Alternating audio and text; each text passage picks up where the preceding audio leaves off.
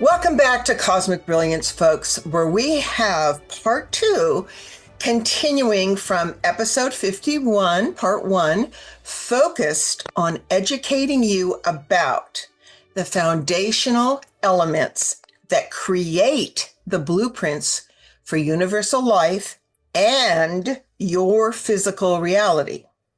So I'm going to start by defining terms for clarity.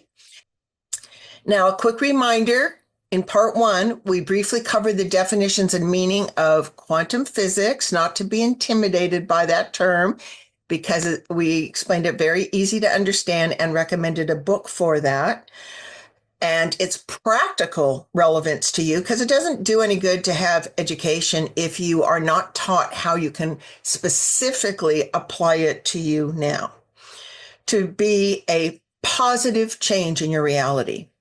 We also briefly covered the terms morphogenetic and quantum fields, the holographic reality that we live in, a little bit about chakras, the flower of life, Kabbalah teachings of how energy transforms into matter, and the tree of life that symbolizes many things. We also put on screen charts for you to see, for those that aren't just listening to podcasts, showing you the tree of life steps that your soul takes on its path towards higher dimensional soul ascension. So, by the way, if you are new to our channel, Cosmic Brilliance, very warm welcome. Our shows provide for you free, seldom taught except in mystery schools, key essentials to remind you what you need to know to activate your co-creatorship that you were meant to be and activate, and thus have the education of how to have a positive impact on your reality, both individually and collectively, because you were literally designed to do both at once. So again, please watch part one first. And unfortunately, NASA scientist Shanaz Soni, that we had as key guest in part one and was scheduled for part two, was pulled away by NASA to deal with an emergency matter. So we indeed are blessed with the more than capable Dr. Amir Jahangiri, who will be continuing to teach the fundamental elements that incorporate the blueprint of life. So as a reminders for newbies who have not had the privilege to be introduced or have an amazing healing and cleansing session with Dr. Amir is much more than he appears. He is a void dragon creator, has 7 degrees, all kinds of science, teaching, inventor, etc., a postdoc in AI, and he is a being who has been intimately involved in all our lives and literally is the creator of this matrix game and has been here since the beginning, incarnating into Earth during key epochs to live and experience in a human body, along with us, all our challenges, sorrows, and victories. He feels everything, and we are so honored and honored and honored and grateful to have him be willing to come monthly. I might even end up having him bi-weekly, because there's to have a full-on creator that actually created this game is such an honor. So thank you, Amir. Really, really appreciate it. It's an absolute pleasure. I would like to extend my warmest greetings to our wonderful audience. Ladies and gentlemen, I hope you're doing really well. Thank you for being here. Thank you for your valuable time. I hope you find our discussion of benefit to you. I'm very grateful. It's an absolute honor to be here. Thank you, Merrily. You're welcome. And you guys, I'm so excited. I'm so excited to report. Oh my gosh, I've been waiting for this my whole life, to report that Amir has generously provided for humanity, available on his website for only $12 US dollars, the 12-page PDF that is titled Guaranteed a Natural Evolution, the story according to the creator of the universal matrix. You can't get better than that. I'm showing you as an example here. I don't on screen. I bought 10, downloaded them, and I provide them for my guests and family and anyone. I keep them in my car because most people ask me all the time, what can I read that is going to be short, takes no time, easy to understand, where I can understand all the things you're talking about and feel safe enough to share with family and friends. I will say this again. If I had these 12 pages, it would have saved me 10 years of research. You have no idea what a gift this is. We are showing you the first page of the Guaranteed and Natural Evolution, which is beautifully done, Amir, fascinating, and looks like an alchemical creator's lab. And also the page that you go to on his website to order it, so, just for greater clarity. So please do that, and it will go so far to explain what this game's about, meaning what your life's about, why the challenges, who you really are, and much more. And there are no more important questions. When people go to psychics all the time, the 3 things they want to know: why am I here? What's my mission? What's my purpose? That kind of thing. It is answered in 12 pages in an easy to understand style, which is so difficult to do. So that's what I have to say about that. I'm serious. I'm so excited that you did that, Amir. Thank you. Well, thank you. This wouldn't have come about without your encouragement. So we share the good karma. Okay. Is there anything you need to add to what I said, or just... The entire thing is a single stream of consciousness. It came all down in one go, start to end. And so it's the highest aspect of this self. And I've come to trust it over time. It seems to fit the big picture. Lovely, lovely, lovely. Well, thank you. So, okay, folks, we're going to continue onwards directly from part 1, defining the next key element of life to be discussed that many of you have heard, called the Merkaba vehicle, and learning how to activate and spin that correctly. So you will be hearing terms of Merkaba, Kundalini, DNA, and light body. Some of you maybe for the first time, and so I will quickly define those terms.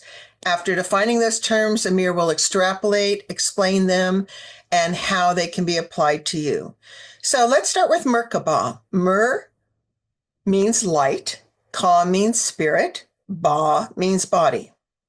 So one way of looking at it is Merkaba is the name of our divine light vehicle, reportedly used by adepts and ascended masters, that surrounds our physical form and helps us reach and connect with our higher selves and source of all life. Now, in the 1980s, those of you that are more my age probably took classes like I did from Drunvalo Melchizedek, who taught about activating the Merkaba through breathing and meditation, which allows the deeper connection. And the Merkaba illuminates and strengthens all aspects of life: mind, emotions, energy, and healing ability. I believe this Merkaba is a crystalline energy field and created from sacred geometries and can extend quite far from your body, 50 feet, I think, when you have built it up. So the Merkaba enables us to experience expanded awareness, connects us with elevated potentials of consciousness, and restores access and memory of the infinite possibilities of our being. So Amir, in a minute, will elaborate on that. You are also familiar with the term DNA, of course, and just the dictionary's definition for those that want it is a self-replicating material present in nearly all living organisms as the main constituent of chromosomes and is the carrier of genetic information. So understanding DNA opens the door to being a quantum human. that we were discussing in part one. And one of the last terms that I'm sure you've heard is Kundalini. Now, Lisa Renee, who is a Christos Guardian researcher, says, and I'm going to quote her, your Kundalini currents can spiral up your spine from the base of your spine to the head and crown, and this energy makes up the matter worlds. The amount of energy stored in the Kundalini is the capacity of the genetic code to hold energy. The soul energies that cannot integrate into the DNA will be stored in the Kundalini center at the base of the spine. End quote. So I found that really fascinating. I'll remind Amir to elaborate on that. And so Drunvalo Melchizedek's teachings and also other teachers have all said to visualize and imagine two tetrahedrons spinning around your body in counter rotation directions. And I have two pictures on screen that are coming up to show you what that looks like. There are taught advanced methods of spinning these two tetrahedrons using specific prana or breathing techniques and mudras, hand symbols. Drunvalo also taught that one can activate it to shift into a saucer shape, like a spacecraft energy field around the human body. And it's anchored at the base of the spine, apparently, as you travel through the cosmos. Now, these geometric energy fields normally spin around our bodies at, I believe, close to the speed of light.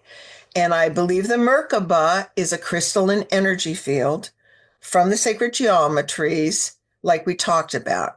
Now, you may be thinking, so why is the Merkaba so important? The Merkaba enables us to experience expanded awareness, connects us with elevated potentials of consciousness, and restores access and memory of the infinite possibilities of our being. I'm repeating that for you because we're not going to learn anything that we don't feel we can apply and will be useful to our lives and our soul evolution. So, what's the problem, you may ask? Well, it appears that for most of us, the Merkaba has slowed down or even stopped spinning, according to some, entirely due to our lack of focus, attention, and use. You've also heard, as I said, about the Kundalini spirals that you raise up with your breath from the base of the spine to the head and crown. And there is controversy whether the Merkaba triangles, Drunvalo teaches them going in counter, a female and male going counter spinning, or that they stay both spinning in what's called a golden source direction clockwise. And the same is true, which he will talk about, when we're raising our Kundalini, the two, some people refer to them as serpents. I just see them as spiral connections and pathways. Whether we should spin both of those, also spiral, clockwise.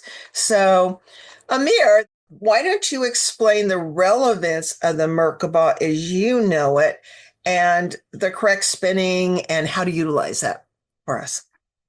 Thank you so much for the wonderful introduction and building up to the response. Well, it's all a matter of consciousness. And so not all of our consciousness is linked to the physical brain. The human is more than the physical. And so that's the first term that we need to agree upon. And the evidence of non-physical properties of the human through expanded awareness is very numerous. So it's all about training and strengthening and bringing to full potential the non-physical aspects of consciousness. And so towards these, there are tools and meditative techniques that are greatly beneficial.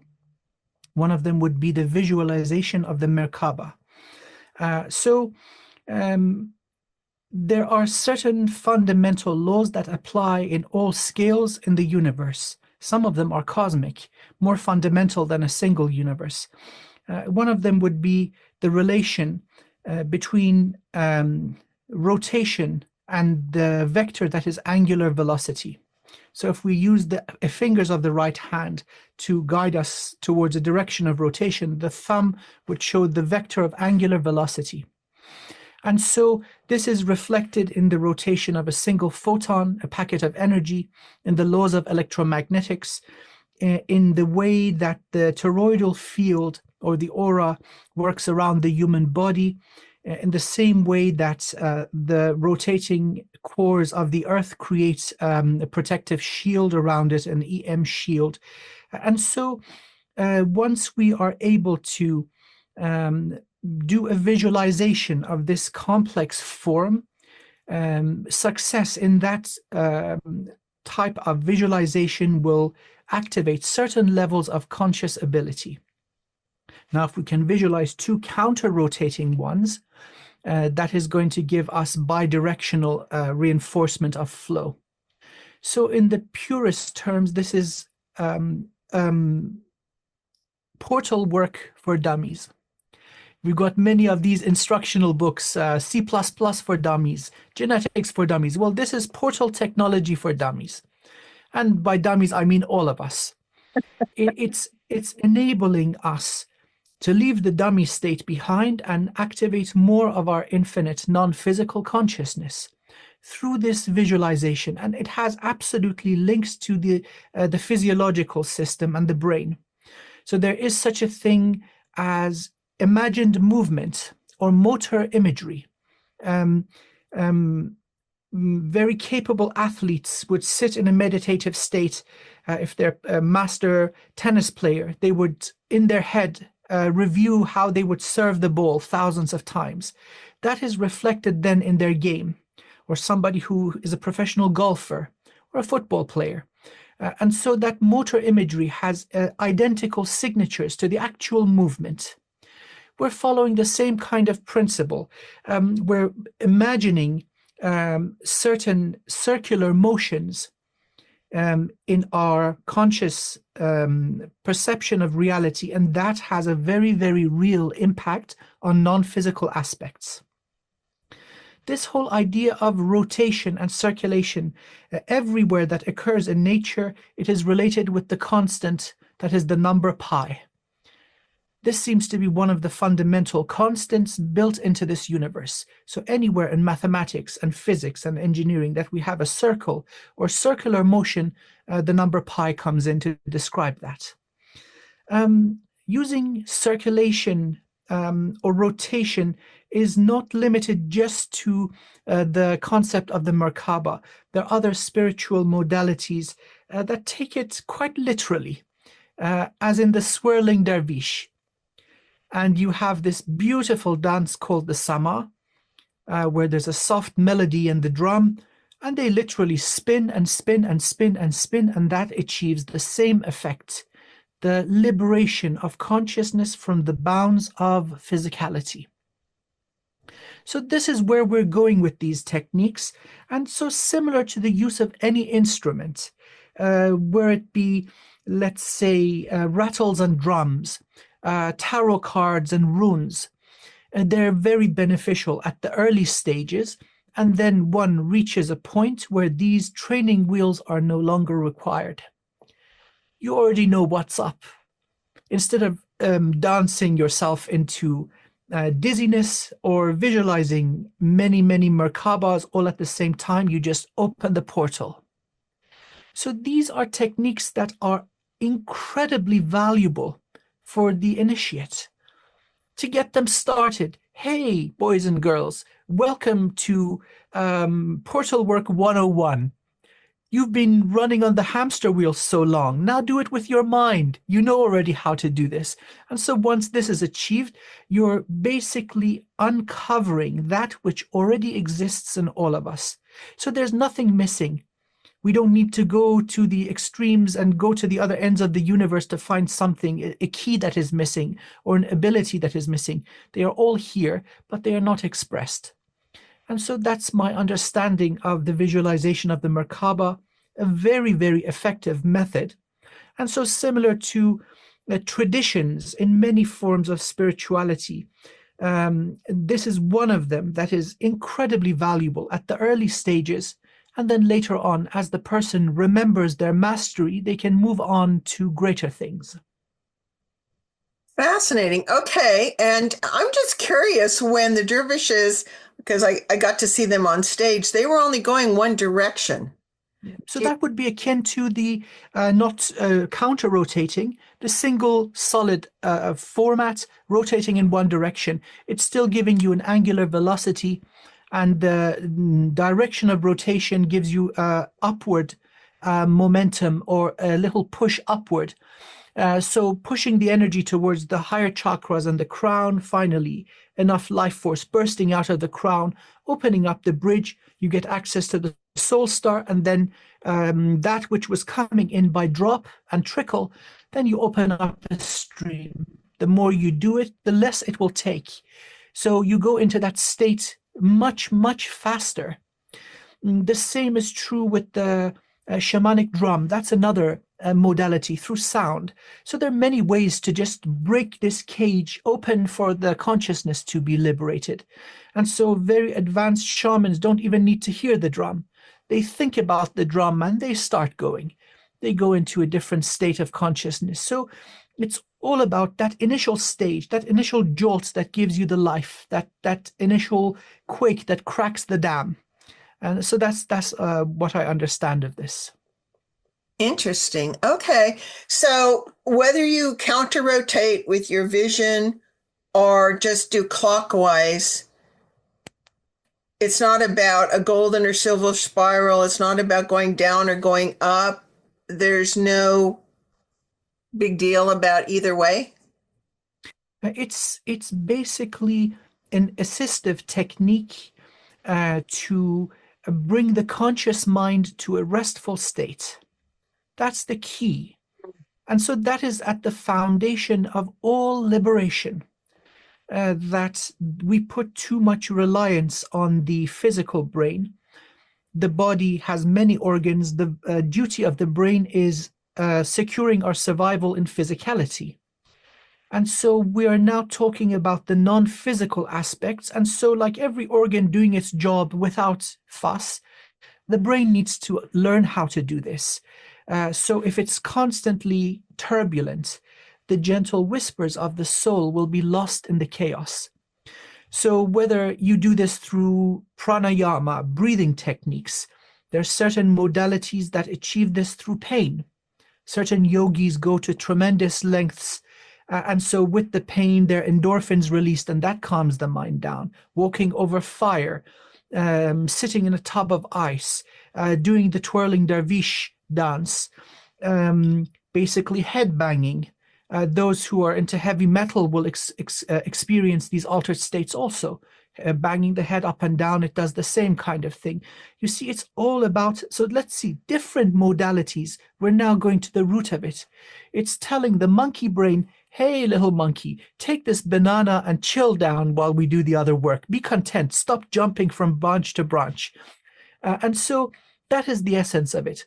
Now, again, let's look at another approach to this whole process of liberation. There are certain tribes that through thousands of years of living in nature, they would have found that certain plants or mushrooms would have a psychedelic effect on the body.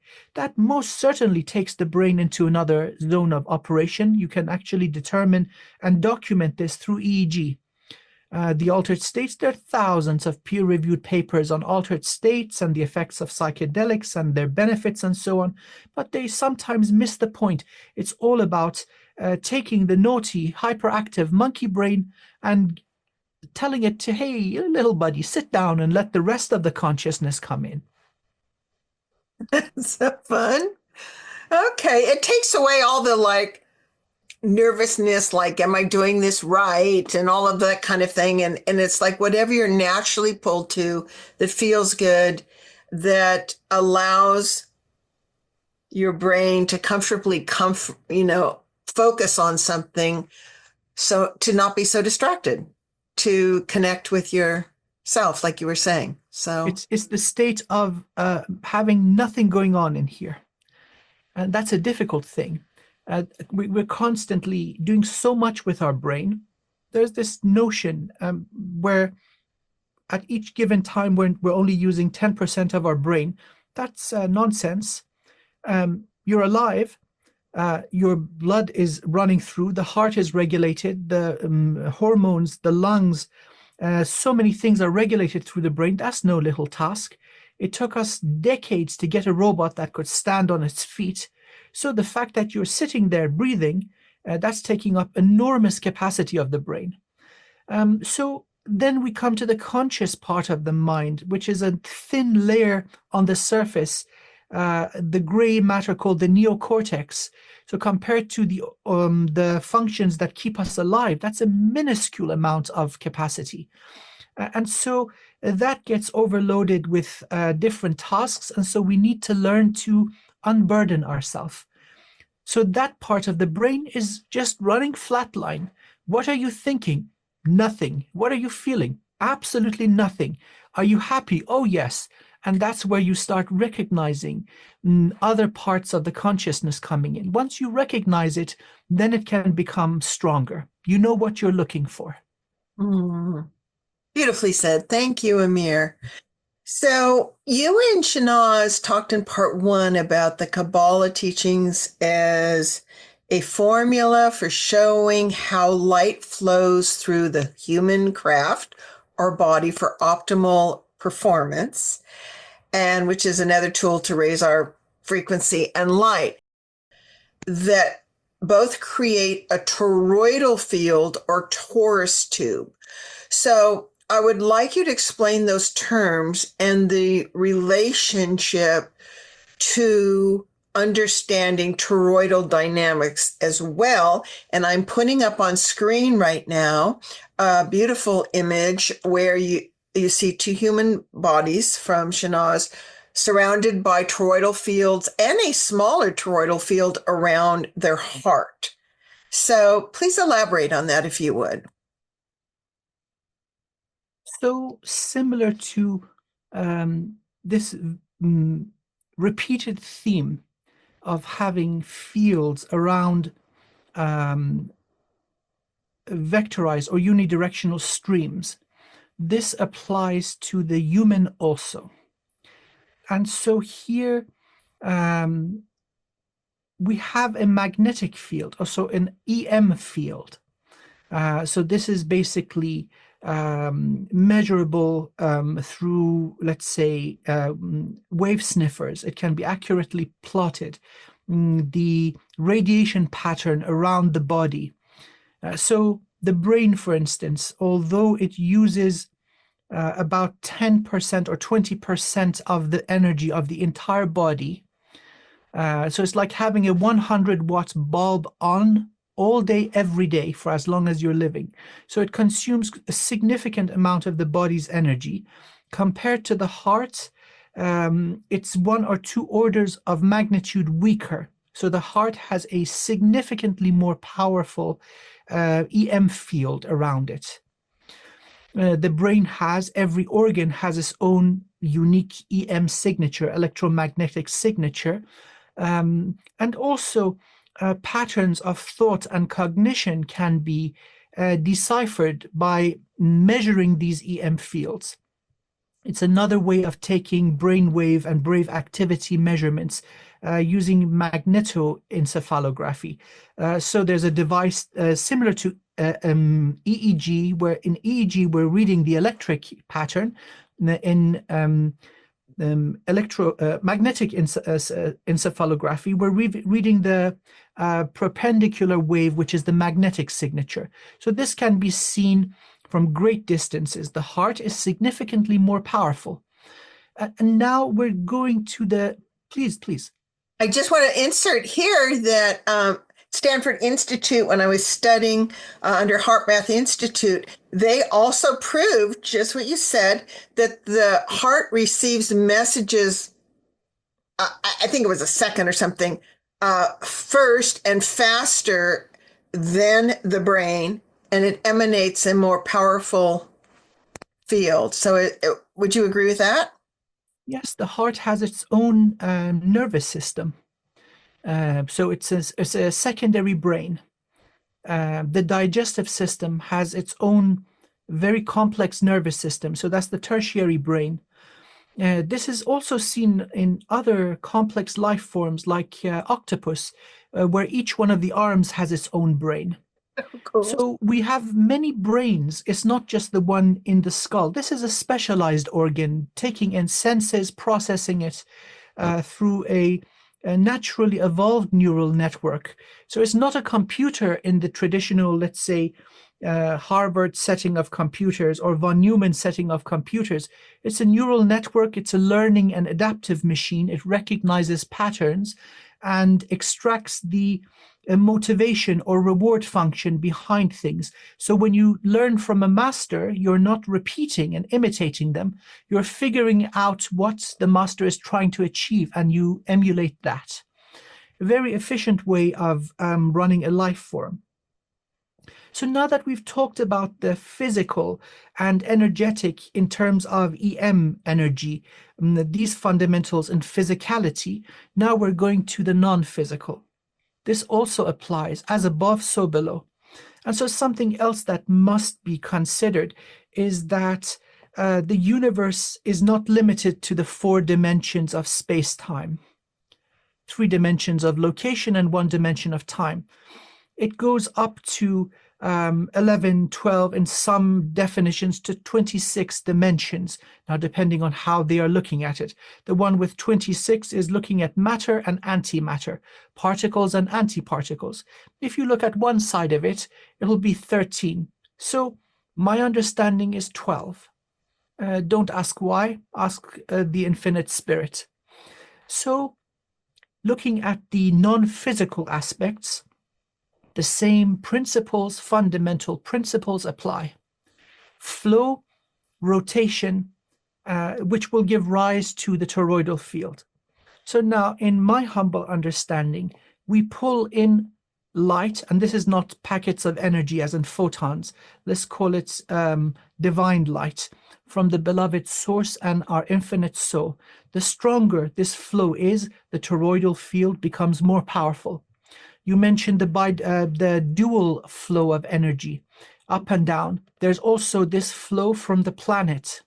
So we are anchored in the consciousness of our host, Earth. Now, if both of these flows are going up and down together, then we have the most powerful toroidal field around us. The human vessel has the ability to put up a very formidable shield, but it is so energy hungry. Now, through whatever cause, whether it be ignorance or hundreds of thousands of years of trauma to the soul, the flow may become weakened. And so therefore that shield collapses. And so the morphogenic field around us will become weak, sometimes negligible. And so we become susceptible to a whole range of parasites, all sorts of interference with our energetic structure. Okay. So it's very important to keep the toroidal field strong and functioning at all times. And I assume this is more or less automatic, built into, because we're not consciously doing that, maybe subconsciously or from the soul, right? That is correct. So it seems that our generation, so us alive, our parents and grandparents, and most probably 2, 3 generations that are not yet born, they're going to be affected by whole levels of trauma, both built into the genetics of the bloodline they are born in, but also trauma to the soul shard that's animating the body. That would cause limitations through injuries, through false beliefs, limiting beliefs, sometimes toxic and destructive beliefs. Now, once those are removed and healed, we're back to our normal self, which would have a powerful morphogenetic field and unparalleled defenses, all aspects of consciousness existing in full expression and in harmony. So now really what we are doing here through all these meditative and spiritual practices, we're not really, this might be a little controversial, we're not evolving. We are remembering who we were when we started out. The whole game is being brought down into the gutter so that we demonstrate the ability to raise back up. And that is the name of the game.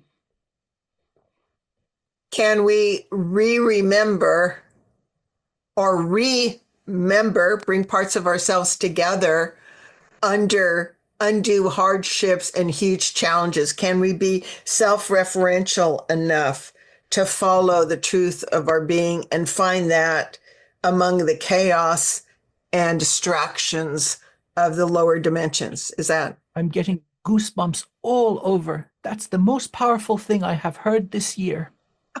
Yes. Oh my God, yes. That is the truest form of spirituality. Trust in the divinity within. And Which honestly, that is faith, in a certain way. Your yes. faith get tested, whatever that is for you. Yes, yes. And so therefore we have masters popping up among every tribe of humanity. In any condition, we have masters who ascend beyond that which is even deemed possible. Mm-hmm. And then they awaken and heal and liberate others around them. And this is an ongoing thing. And so we have many of them in our esteemed audience who are hearing this and remembering. It may give you goosebumps, wonderful ladies and gentlemen, as I'm saying these words, as you remember bits and pieces of past incarnations where you have done this. And now here you are doing it all over again like a boss. So it's not so much how long, well, repetition, though, you had brought it before, is very important. So, because a lot of people go, oh, I can't meditate, or it's too much. Like, and they get very stressed, like, well, I guess I'll never ascend if I can't do this. But it seems like even if we had a practice that just starts 5 minutes a day, sitting outside in nature, just being peaceful or humming, that would be a start, because I don't want people to be overwhelmed. It's not so much like, oh, you have to learn all these techniques, right? Correct. It's that you allow through intention the space of what you already know to pour into you. And that, of course, is easier after they've had cleansing and clearing sessions from you. Because another thing you said, just a little offshoot here, which was interesting. You said, if I remember right, Amir, you said most people think it's about how much energy you have. But I think you said it's more about what you can access when you need it. That is absolutely correct. Did I remember that right? Oh, yes, yes, yes. It's not about accumulation and storage of energy. That's a very physical point of view, where in nature, in physical life, there is a shortage of resources and strict competition over food, over territory, over different things. And so that mindset is valuable, and we honor it when it applies to physical life. But when we're looking at the non-physical aspects and divine sentience, that flow of divine light that we are speaking about, it is infinite. And so souls that have been subjected to immense theft of their energy and codes, once that stream, once that ocean opens up, they're filled back up as if they never lost anything. And so then it's just dealing with the matter of the theft of information and how that should be prevented from being abused. But the restoration is pretty immediate. And so you mentioned going in nature for 5 minutes. Yes, my wonderful, wise friend, quality over quantity. There's certain approaches where somebody is really having a hard time, and then we'll tell them, oh, yes, please go do this particular repetition of a word of affirmation 10,000 times, By the time they reach 10,000, it's going to click. It's impossible not to click. But then there may be someone who's more open to it for whatever reason. And that 5 minutes in nature where they learn to chill and take in the fresh air and listen to the birds and watch the beauty, that'll do the same thing for them. I can see where you say we're lost or misinformed in the illusion of time around that whole subject too, because we can instantaneous heal. And that has to do with our, I would imagine, our belief systems, our mind, our heart, our knowing resonance, and our body all being on the same page in a coherent frequency. Is that correct? That is correct. And so now we're going to the subject that I like to call unified consciousness harmonics. We're going probably a little bit ahead of ourselves, but it just came in, so we might as well address this. Yes. It's every level of your consciousness being active as it is, being recognized, and being honored and considered. So we've got immense wisdom in the body. Emotions and instincts, these are valuable. We absolutely need to take them into consideration, but we are not ruled by them. We understand that everything in the cosmos has its own consciousness and sentience. This is now leaving physicality behind at the heart. The heart heals. Then there's the matter of discernment, how to organize all this information. And then we remember that we are not limited. We are liberated from any restriction. We are then able to manifest as our divine self. And the final level is remembering that we are source, removing all separation. That is the height of evolution and liberation. And by the way, it is all here now. So it's not how hard you work. It's how innocently pure your acceptance into the humble, powerful presence as a creator being from source. Yes, yes. Gets like Yes, yes. Well, you know what image I'm getting right now that would describe the perfect energy? It's the playful energy of a puppy, that innocence of a puppy, that it doesn't care if you're a dinosaur or another puppy. It wants to play, right? And it's jumping up and down, bouncing all goofy and happy. And it's impossible. Everything that has consciousness recognizes this. Taking that kind of attitude towards spirit. Ah, how magnificent. Oh my goodness, let's play. Oh my God, what's this one? And then you see something and you just run over to that. You see this playfulness, this energy, that is life itself. That is what gets beaten out of us through education, through society, through culture, through religion, through trauma. That is what we want back. And all the great masters, they are excessively happy. And that is one sign of true liberation and elevation. You're happy. You get how difficult things are, but you're happy just because you have the privilege of being here and breathing. You see, so that would be quality over quantity. If you're stuck in heavy and dense emotions like anger, depression, vengeance, greed, jealousy, that's the poison. And so the reflection of that light flowing through, it is joy. It's so good. It's the most delicious thing ever. It's funny how the physical body translates this type of energy. So many energetic healing modalities, when you give energy, the recipient feels heat or tingling. Then we go up a level, what you would experience in Tantra, the body translates it into sheer pleasure. It's just this overwhelming pleasure where every cell of your body is singing with happiness. And then there's that bliss where you start giggling like a lunatic. And that's when you've reached your goal. That's when you're home. Oh my God, I'm home. This is so good. And so we're going up, and the body absolutely reflects it. That is so important. For us to change our whole paradigm because the mind will go, oh, that's hard work, versus, an example of what you just said, Amir. Oh, this is so, so important if we can all let this in. And of course, you and I are pretty playful as beings. But when I watched a bunch of YouTubes on little puppies and animals and all of that, which many people do, because it makes me giggle.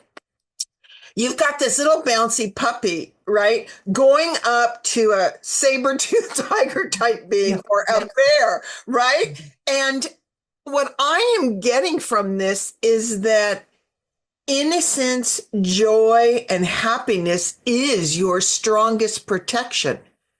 Because instead of the bear responding from its programming, which is, oh, this being's not fit for flight, right? It is going, it's responding to the innocence of curiosity and playfulness. This is cosmic. It's changing the whole rule-based system. So this goes on in many species too. So like a polar bear and the poor husky is restricted by its owner. So pretty much nailed to the ground. And the polar bear is coming saying, oh my goodness, yum, yum, food. And then the husky goes, oh, let's play, and starts bouncing around. And the polar bear forgets he's hungry, starts playing around with the husky. This play is how we learn. Human children are playful. That is how we learn. And so even as adults, if we're enjoying the hell out of ourselves and we find something so enjoyable and amusing, we're going to get good at it pretty quick. And so this is the same principle applied now to other zones of existence that are not physical. This same joy and innocence in our approach, this would be high quality work.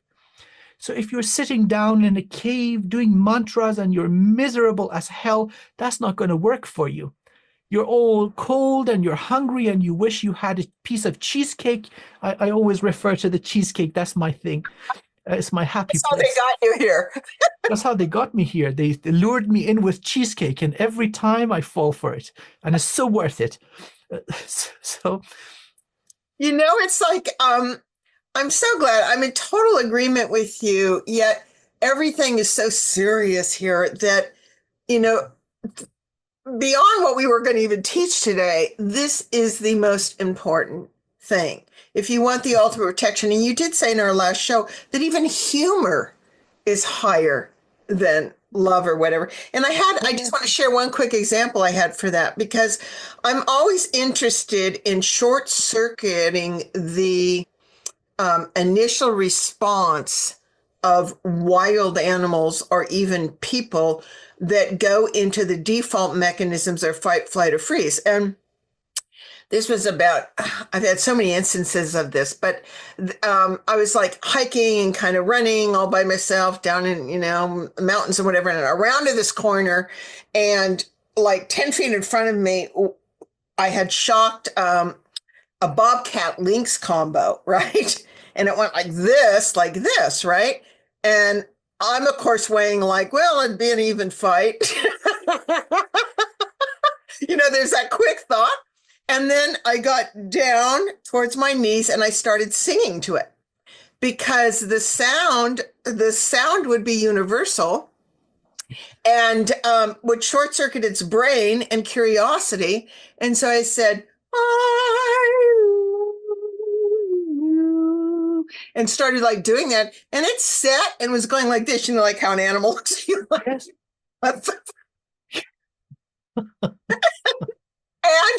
And I kept that up for 5 minutes, and then it heard people coming, and so it dashed into the bush. But it's like that kind of thing, right?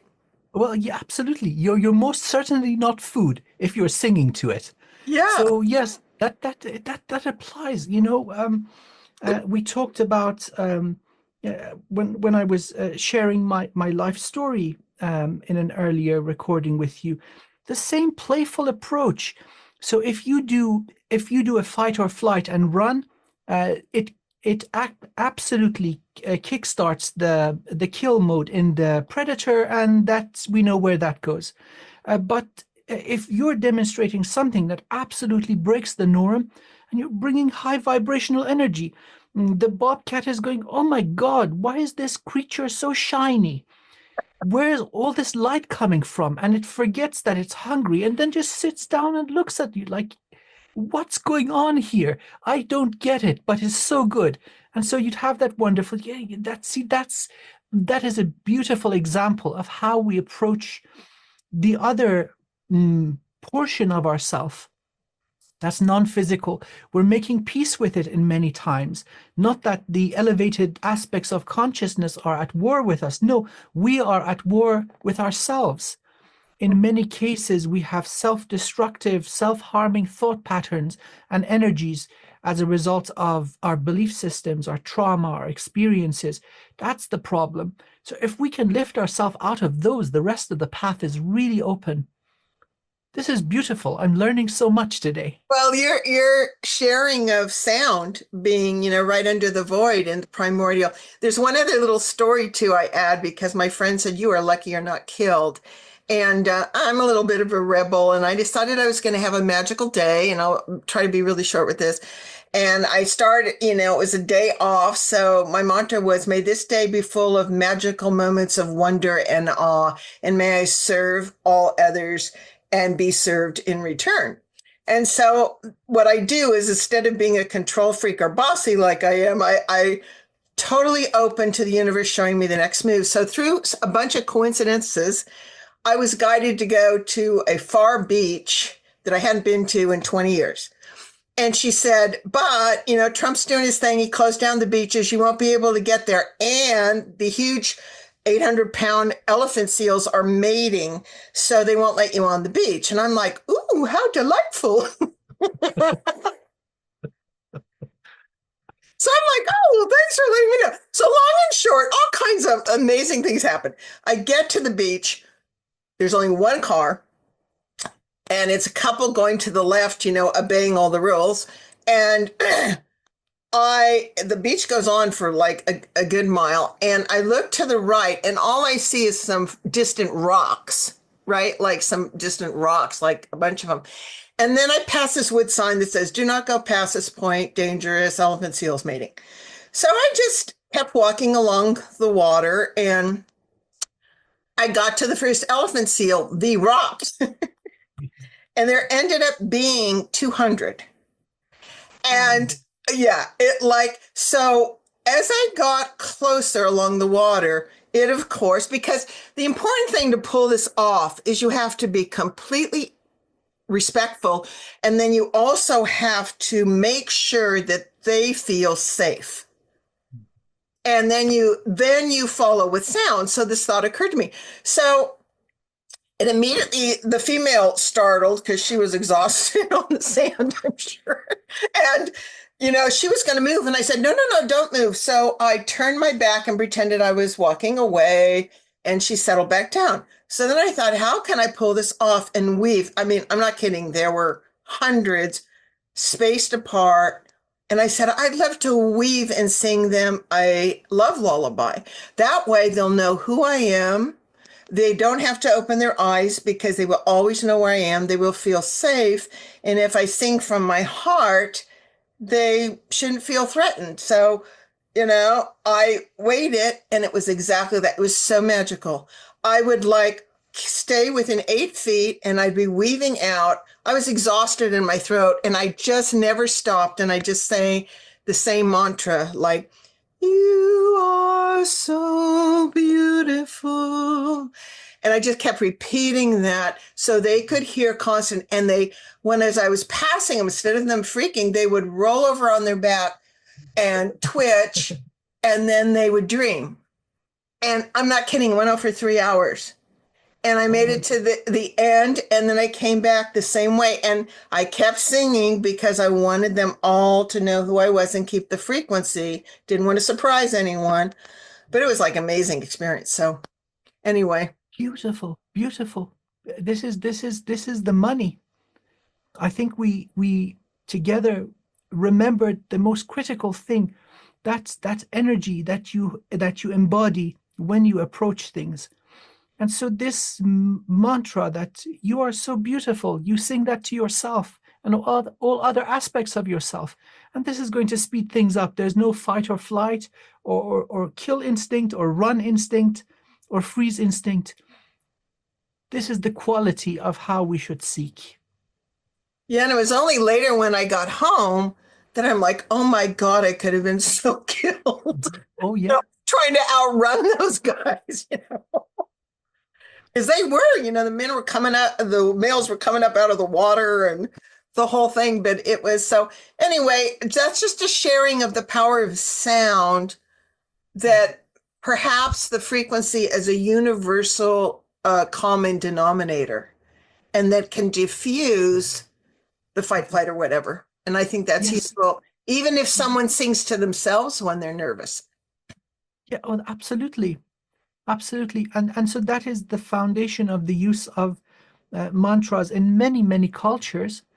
That sound with the correct intention, bringing it from a place of love and elevation, maybe adding a little bit of humor and play into it. That's the absolute best recipe for progression and remembering and liberation. Mm. Well, thanks for that reminder. That is really important, and it does work. Used it many times. Um, okay, so we've talked about that, which is so key. Like you said, it's one of the major important things. And is there anything you wish to share about the Kundalini? Is that an important practice? Should we be focusing on that rising? Is it something that happens naturally? That kind of thing. That's a really, really wonderful question. So the Kundalini energy, which usually is accumulated in the root chakra, this is close to the base of the torso, or let's say the location of the tailbone. It's a sheer physical life force associated with reproduction. And so that is that energetic spark that animates the creation of a new vessel. And it also has uses in martial arts.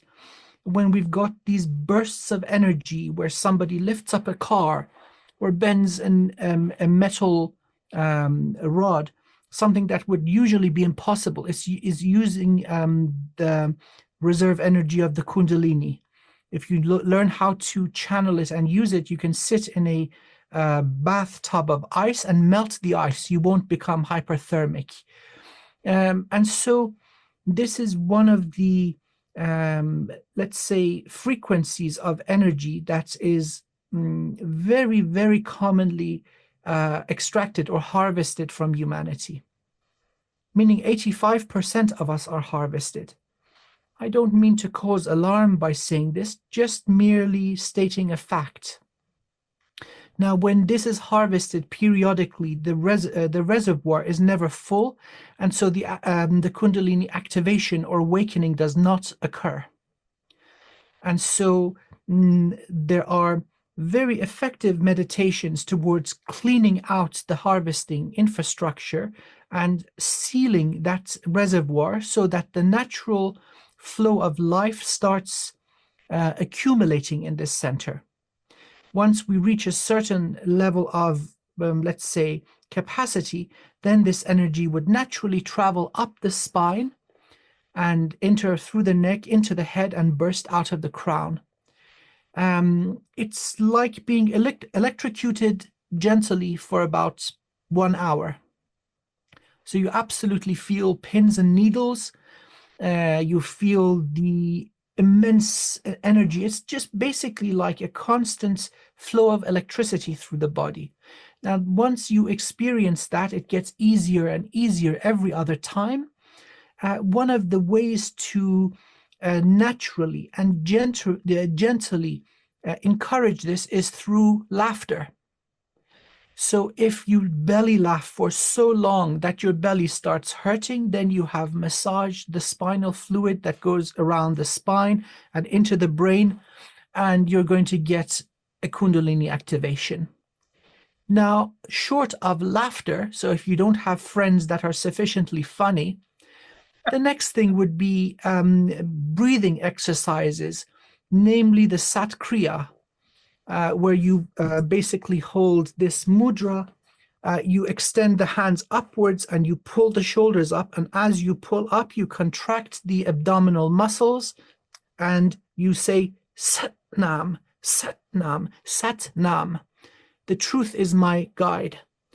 And so you do this movement. And so this is equivalent to a deep, natural belly laugh. And So, it yes. Spinal fluid too. So the same contraction of the muscles that occurs during laughter would occur during this movement, and that would also lead to a Kundalini activation. Now, what this essentially is, it's a mechanism of running an entire systems check on the body and reporting to higher aspects of the consciousness, all systems good to go.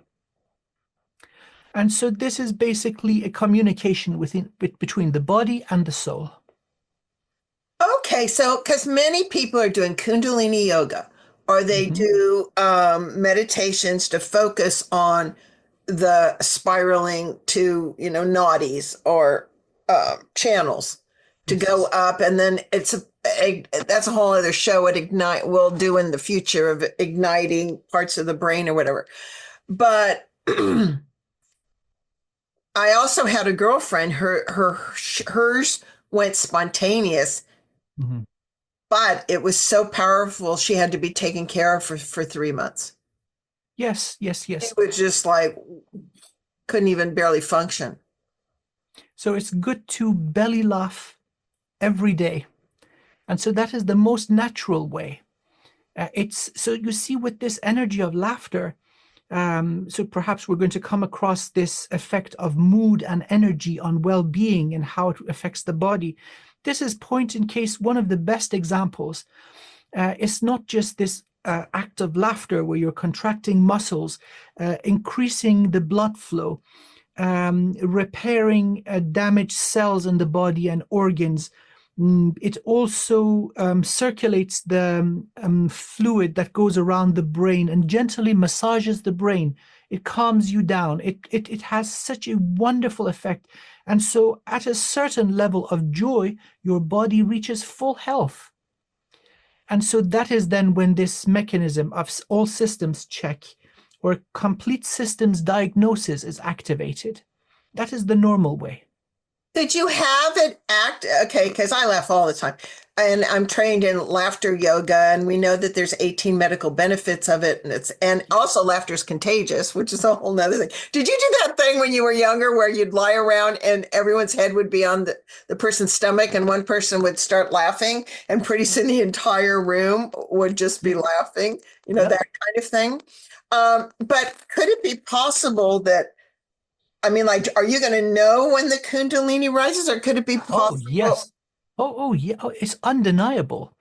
Okay. So if you've ever accidentally electrocuted yourself, well, it's not uncomfortable. It is not painful, but it is equally intense.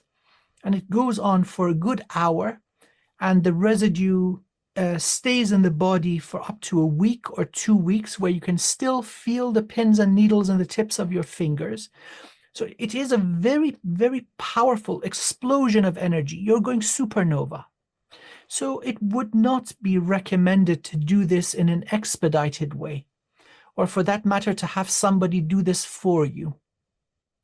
But to be honest, if a person is being harvested of their Kundalini energy, this is not going to happen anyway. So the first step would be to make sure that the root chakra is clean and that there are no implants, that your energy has not been stolen. By the way, the purpose of stealing this intense, potent force of life is to create narcotics. So many species that are non-physical are hooked on this stuff. And so then we've got this whole species multiplied in different numbers. The freaking pirates who are doing this drug trade affecting humanity in a non-beneficial way. And so through liberating oneself, we're moving as a species in the right direction. So the Sat Kriya Yoga is well, it's a relatively safe and healthy alternative to laughter. Mhm, Nothing beats laughter. mhm. And so that is the natural way we reach optimal health. There are mechanisms built into the non-physical part of the body's structure or information. One of them is a full systems diagnosis, which would be the Kundalini activation. And then we have a full system restoration, where damaged cells are repaired, damaged energetic structures are repaired. These are built into us. You can almost set them through intent like a computer in a way, right? Yes, yes, yes, yes, New computer language, you could just put it on automatic. So, like for someone like me who's never, well, hasn't conscious, I felt electrical a little bit. Does that mean, I mean, can someone be somewhat enlightened without ever having a conscious thing like that?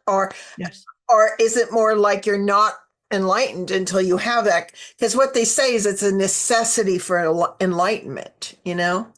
No, no, no. We are um, the apex of evolution and creation, not just in this universe, everywhere. Um, Being able to exist in physical reality, there is no form more evolved than us. Right. And so, in terms of what is possible in physical reality of time space, we are it. And so we are built to be unbelievably resilient. No matter how much damage we have sustained, we can be working at levels close to death and still reach peaks of enlightenment and evolution. Look at many of the grand masters who had physical problems. Mm. None of these affect us. This is now a soul thing. No matter how damaged or weak the vessel is, through our infinite soul, that can be also repaired. So it will not stop us in any way, shape, or form. So you may go through an entire lifespan without doing the whole systems check and whole systems repair, and la di da di da, the body continues as if nothing is wrong. We're not automobiles. We don't require service every 15,000 miles. The body's good to go. And so if we don't really go overboard in terms of damaging it through, let's say, poison, through stress, through lots of stuff that are harmful, these bodies are spectacular. So, short answer, it is not required. It is most certainly interesting, but it is not necessary. You have all the fun. Well, this is so good. I'm loving this spontaneous conversation as we're going through this because it's so important. Like all these rules about what's necessary for enlightenment and all these things. It's so stressful for people and all they see it is just work. And if we can transform life into spontaneous joy, you know, it just seems it'd just be so much more fun, you know? Yes, yes, yes, yes. Our civilization is locked in a state of self-pity and victim mentality and woe is me and oh, you have no idea the hardship I've seen. Come sit down, let us share our misery together. Oh no, no, no, that's no good. We're leaving all that behind in the moment, going, okay, Merrily, how about we go and this time we go swimming with the white sharks? Yes, I know you're up for it. And both of us will be singing underwater. How beautiful you are, and the white sharks is going to be stunned. What is wrong with these guys? They're definitely not food and come spiraling around. I've actually seen footage of Yeah, divers. where they, Melody. yeah, where they, there's certain things that will set them off. And one of the animal, sorry, folks, we're taking a little tangent, but one of the best animal whisperers on a Breton Bach actually communicated with great whites and said, "Why are you attacking the humans?" You know, kind of thing. And part of that is shortage of food in third density, by the way, and territory thus. But says, you guys don't even taste good. We which I've heard a lot, by the way. And I won't tell you why. And you're like, you're our last choice. But so part of it is the basic mess of the survival thing, but also there's women in there, and you stop fluttering because that's the prey. It's like stop running and sing. You face them, and she puts her arm up, right? Because as soon as if you can get their nose, which is they'll go into an altered state, and then she coordinates herself to the side and just puts the hand down, and they now know you're not anything, but to have the guts to do that and the nerves to do that, Oh my God. Yes, yes. See, that is another thing. We're touching on so many fundamental things that are not talked about, and they are actually the essence of this whole spiritual business. One would be that innocence, playfulness, and joy. Now you just said if you have the guts to do it, bingo. You can't be a scaredy cat and go conquer the astral plane. You've got to be a little bit ballsy. You've got to be brave. Because the fear is picked up, especially by beings like the sharks that can monitor your electrical and heartbeat. So You got it. It's versus like curiosity and I mean no harm, neutrality and curiosity with respect. correct. That is the money. You cannot hold fear. And so one of the ways of conquering fear is realizing what it really is. It is a response to the unknown, built deep into us, where we were only presented with two options, maybe three: fight, flight, or become food. Now, in greater and more expanded aspects of reality, which are non-physical, that these are not our only options. And so it's very important at the very foundation of any spiritual practice to overcome shortcomings and base nature. By the way, that is the definition of being human. So if we are still ruled by our instincts, we are subhuman. Because that is what animals do. They also have instincts. We're still part of the animal kingdom. And so this is reflected in the Atlantean monument, the Sphinx, with a human head and animal body, that I overcome shortcomings and base nature, therefore I am now human. So this whole thing about being brave and being able to emanate this energy of joy, this is absolutely, that would be high quality work. So you can do that once a year and make more progress than the miserable monk in the cave who's shivering and thinking about cheesecake and doing these mantras like a robot and getting nowhere. And great point. And the major thing, though, too, is not to just be a junkie. In other words, these people that go into a great white shark tank and aggravate the shark based on blood, it's just plain stupidity because it's requiring a being guaranteeing that it can override all its senses that say blood, prey, food, and then expecting, it's like it's a disrespectful way of doing it. It's very disrespectful. It's like it's like let me run or shoot the bear and then maybe I'll sing to it, versus like let's see if I can. To me, it's really basic. Let's see if I can short circuit its survival options so it knows it's safe and loved. Correct. That's and so if the white shark and the bear and the seal and the bobcat can do it, so can we. Mm-hmm. But you can't do it by the normal programming, is my point. It's like you get so used to thinking out of the box and being aware of that if it comes up, you can deal with it while still being respectful of its normal reactions. That is so true. And so this is another major milestone in this conversation. See, we are, for all intents and purposes, imprisoned beings. There are no chains, there are no bars, there are no hard limits.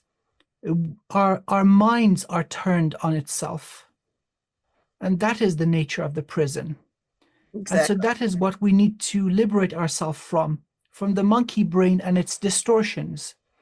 And so that would be the purpose of all these different modes of spirituality and spiritual practice and persistence is all about that fundamental key of understanding how to relax the naughty monkey brain, give it a banana and a fruit juice or whatever it likes, and so it sits down and is busy with its own thing and doesn't stand in the way. Right. Like meet its needs. Like I have 27 crows trained because I give them organic almonds every day. You want to hit them where it counts, like cheesecake for you or almonds for them. And our agreement is they can't go on my huge, the patio and pee and do that. And one tested me, but I would never ask him that without offering something in return because it's a third, fourth density reality, and they're always going to respond by protection, food, or whatever. So it's kind of, does that make sense? You just Of kind of, course, yeah, of course. But then there are those exceptions where the body of an animal becomes a vessel to a very evolved spirit or soul. yes, And suddenly the crow is acting kind of unusual. yeah. It's looking at you, right? Like, hey, what are you doing here? Or, hey, how are you doing? The crow is not a crow anymore. So our ancestors who had more access to nature and were more aware of it, they knew that these animals could become hosts to ascended masters and spirits. And so So did Odin, which is yours, folks. He's an aspect of Odin. So exactly, you can overlight living beings. Yeah, yeah. Wow. Well, okay then. So why don't we get into the light body? Okay. So, and the activation of the light body, because I think that's very key. Can you describe for us what the light body is and its relevance for us to be able to grow and activate the light body to evolve and ascend? Because it seems to me that by the term, it is a body of light. that would be an accurate description of it. Yes. So the physical body is located within this structure. So the body does not contain the soul. It is surrounded by the soul or this field or this light body. The physical aspect of the vessel, this physical substance, is governed by its own very advanced coding system, a quadratic code used in our genome. And then there are non-physical aspects or attributes that would basically animate the body and give it access to attributes and wisdom of the non-physical parts. The best way to describe this would be as a tree. And so many systems of spirituality talk about the tree of life. The tree of life, in fact, is the energy structure of the human being. So from our feet to the head would be the trunk of this tree. And then above the crown, we have a bridge, the soul bridge, going to a chakra called the soul star, from which we have many branches. The vortices of energy above the soul star are numerous. They have many names, but I just see them as branches going out, connecting us to all infinite aspects of the soul. So past lives, future lives, parallel timelines, other dimensions, and universes. Some souls are far more ancient and evolved, and so their presence is difficult to comprehend and describe. They have access to a lot of the infinite fractal. It's not just a cluster of universes, or let's say hundreds of thousands of them. They have access to the entire vineyard. Every grape is one universe. And then we come down the scale of vibration. So we're going down, the analogy of using color is very appropriate. So like a continuous spectrum of color in the visual spectrum, this would be purple, and we go down to the level of the root, which is red, and then go down into infrared, which would be beneath the feet. That is the Earth star. Now, beneath the feet and towards the Earth star, we have the Earth bridge. And then beneath the Earth star, we have other energetic vortices with many names. I just see these as our root system, which completely fills up the planet and gives us access to the energetic grids and consciousness of Mother Gaia. A healthy tree will have a flow of light from the heaven to earth, and vice versa, from earth to the heaven. Once we have everything open, the branches and roots are robust and healthy, and there are no blockages in the way. This is a fully activated light body. Oh my gosh, that's so cool. Okay, and we could also, I love the tree of life in the image that you teach and that you clean up in your sessions, which is remarkable. So part of the benefit of cleaning up those sessions and unblocking, as we could even look at the branches of the tree as actually rivers of consciousness. Bingo. Bingo. So Literally you've had, let's say, oh, absolutely, you've had a lifetime as a, let's say, we have an aspect as a Christos consciousness being. So branches open, we have aspects that are that, we have access to it, we stream in that wisdom into the soul star, into the present vessel, and suddenly we have memories of being the Christos, and we have access to the wisdom. So this is the mechanism. Let's go even a step further. There is a branch of the soul star going all the way back home to the beloved source of all sources. And so that is also possible. We remember ourselves as our true form, source, not divided, not separated in any aspects of division, illusion, overlays, and individualization. That is the ultimate goal. When you reach home, you burst into tears. Oh my God, oh my God, oh my God, it's so good. It's so beautiful. It's so peaceful. I never want to leave.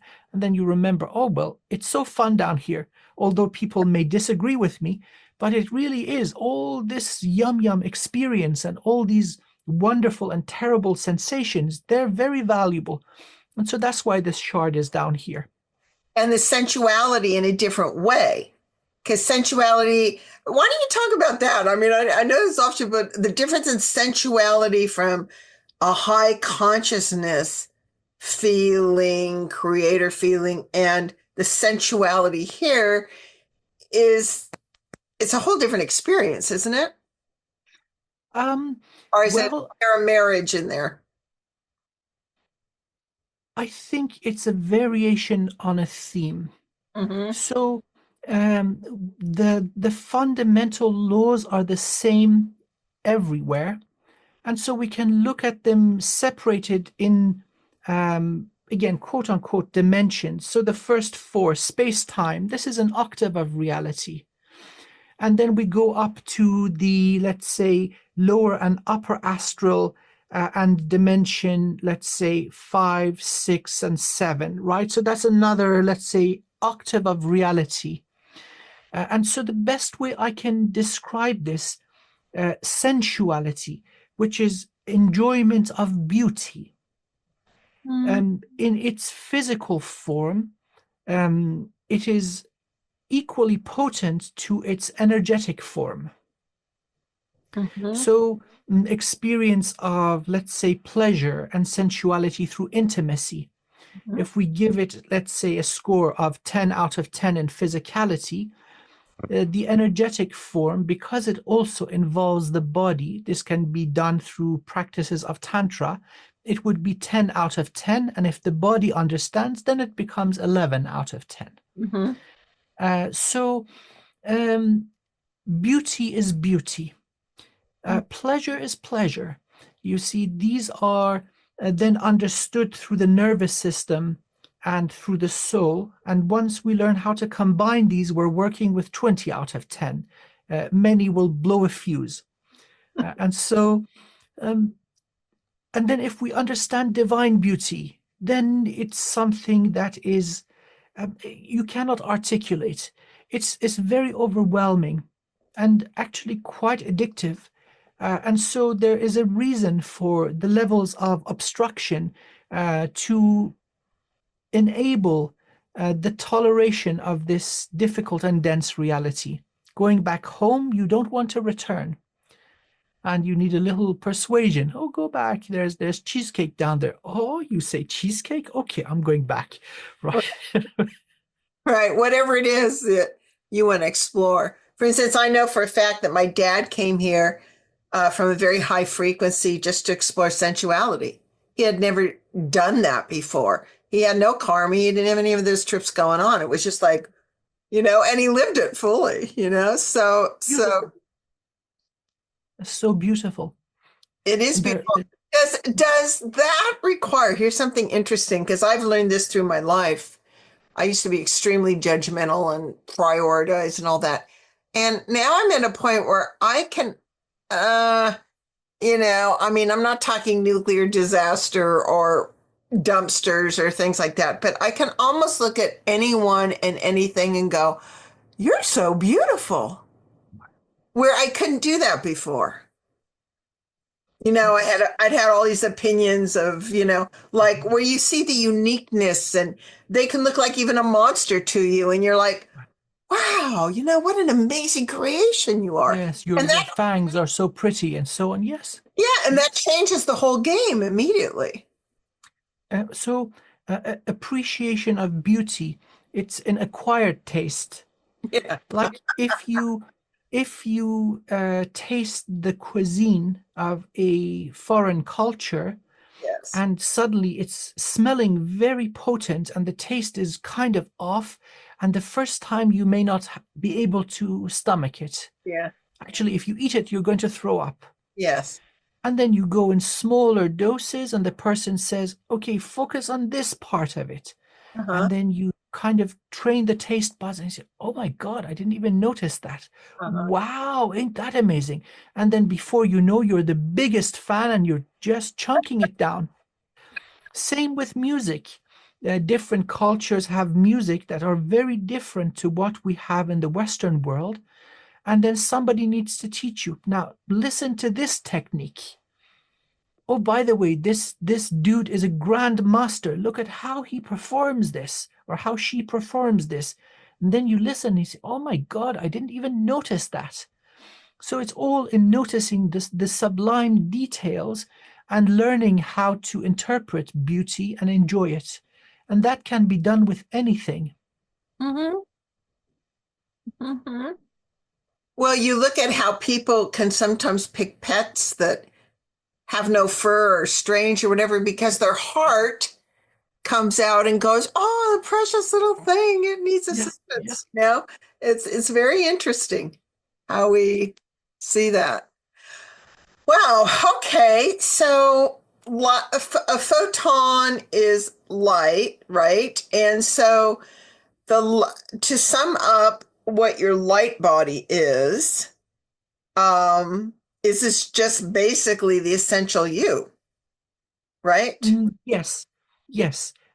So the soul is infinite. It cannot be quantified or measured. And yet it may have a finite number of aspects in a single universe. And so, therefore, maybe it has a finite number of aspects in total, experiencing existence in different domains. Each one of them would have its own unique and complete energetic structure. Now, the human energetic structure is similar to a tree. Right. We have other sentient life forms who are completely different. And so, coming in as visitors for a few incarnations to Earth, they keep a lot of their original energetic structure. So, their light body would be different. Some come in a crystalline form. The entire structure is one robust crystal, like a Vogel crystal from crown to root. Okay. Some are more gelatinous. So we've got all the properties of the crystals and they're yet shatterproof. If you hit a crystal, it may shatter and that is destructive. They may lose all the information and identity of that soul shard. The jelly ones don't have that weakness, so they're yet even more evolved. And then there are those that are just like a twister, like a storm. It is a flow of consciousness. Then we have others that are orbs. The body is an orb. There are no separate parts. There's no chakra system. Of course, like a coat of paint on the surface, we have the human energy properties to animate the body, but underneath they have something completely different going on. The infinite soul may have aspects among different species, different universes, and their light body would be different. At one point or another, they would connect to the totality of the soul and the beloved divine. There is no exception there. Well, let me correct myself. There are those aspects of the soul through acts of degeneration. They cut their link to source. That happens over an extended period of time. And so then in order to sustain themselves, they must become parasitic. So they feed off the light of others. So those do exist, but they're a minority. Hmm. Well, it's amazing. I guess the reason I got curious about researching the light body again was I won't say who to protect them, but someone very personal in my lineage was able to cross over from this body, had no karma, which shocked everybody. And because she had studied about the light body when she was here and what she called building the light body, she was able to construct a light body for herself. And that took her all the way to the 10th density where she bypassed any quote human programming need to look for another baby to use to incarnate in. The ascended master, there you go. Yes. So that to me is one of the reasons I wanted to talk about the light body, because I'm like, this seems like it's a very important thing to nurture, flower, water, however we do that, and to bypass all these programmed options, perhaps, to then direct ourselves, because we need a vehicle to travel through, right? To other Yes. realms. So let's make a distinction between light in the physical universe, which is a packet of energy, emanation of energy when there's excitation of electrons and so on. So we're not talking about that. It's more like a river of light, soul codes. It's not discrete packets. It is a continuous wave of sentience, much more see, words are short for and incapable for this kind of thing. It is not limited to discrete vibrations or hues of color. It is a continuous and infinite spectrum of vibration. Wave It impulse, can, yes, like a wave impulse that correct. A wave or a stream or a flow or a cosmic river. And so repair to the energetic structure of the human vessel is it's a graduation level. to come in, receive all sorts of damage and distortion, repair, and bring the tree of life to perfect health. And then you may leave and choose other vessels. Maybe you've graduated from all the lessons in this universe. You say, okay, that was really fun. Now bring me more. And so you go with another group of migrating souls into a different universe where the laws are different. And so you completely experience different things. And so some may stay behind in the form. So for your relative, I'm getting that the wonderful lady is now an ascended master. She has not lost interest in those still down here. So she's got that unbelievable compassion. Now, this sometimes surprises people because in physical bodies they may act differently because of the limitations of the vessel. But once you see the pure form, you say, oh my God, I had no idea. Wow, is this your true form? And yes, that is their true form. They've chosen very difficult life patterns or incarnations just to refine their mastery. So yes, this is the way I perceive the light body. So many clients come and I see that they are indeed hybrid. The hybridization is one of the things that we are probably going to touch on later on. So just let me please give a little intro. The hybridization. Now, go ahead with it now. Okay, wonderful. So in terms of our physical bodies, life on Earth is optimal. I really mean this. So 2 strands of DNA, a certain number of billions of base pairs, and a certain number of genes. These are sufficient for any form of physical life here. And so there is no need for extra strands of DNA. You just make the DNA longer. So for example, let's see, the one of these sort of amphibians. So a salamander. Oh, yeah. This would have 120 times more base pairs than a human. An amphibian creature which spends part of its life in the water and then part in land, it would just have longer DNA, and the code is written in sequence for that part which is in the water and that part which is in the land. I would like to share some images showing the number of base pairs. So, for example, an insect has 3 times the base pairs of a human. And so there's no shortage of capacity for more complexity. And so the form of the human is optimized. There are many repeating sequences with the same, let's say, double helix and the base pairs that are laid there. And then genes are a certain length of this code.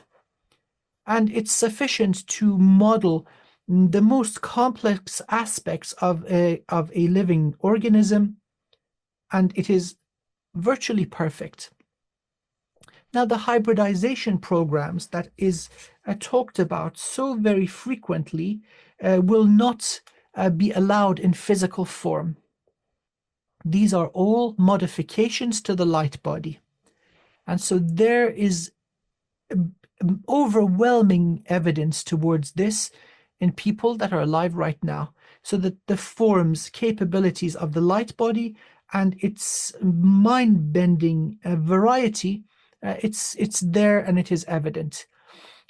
So hold on a sec. I'm where you said it's not hybridization is not allowed in the physical body. Correct. Anymore. Well, we all are hybrids. We are all hybrids of species that have earned the rights of existence on Earth. So we have evidence of dinosaurs. We have evidence of more simple organisms.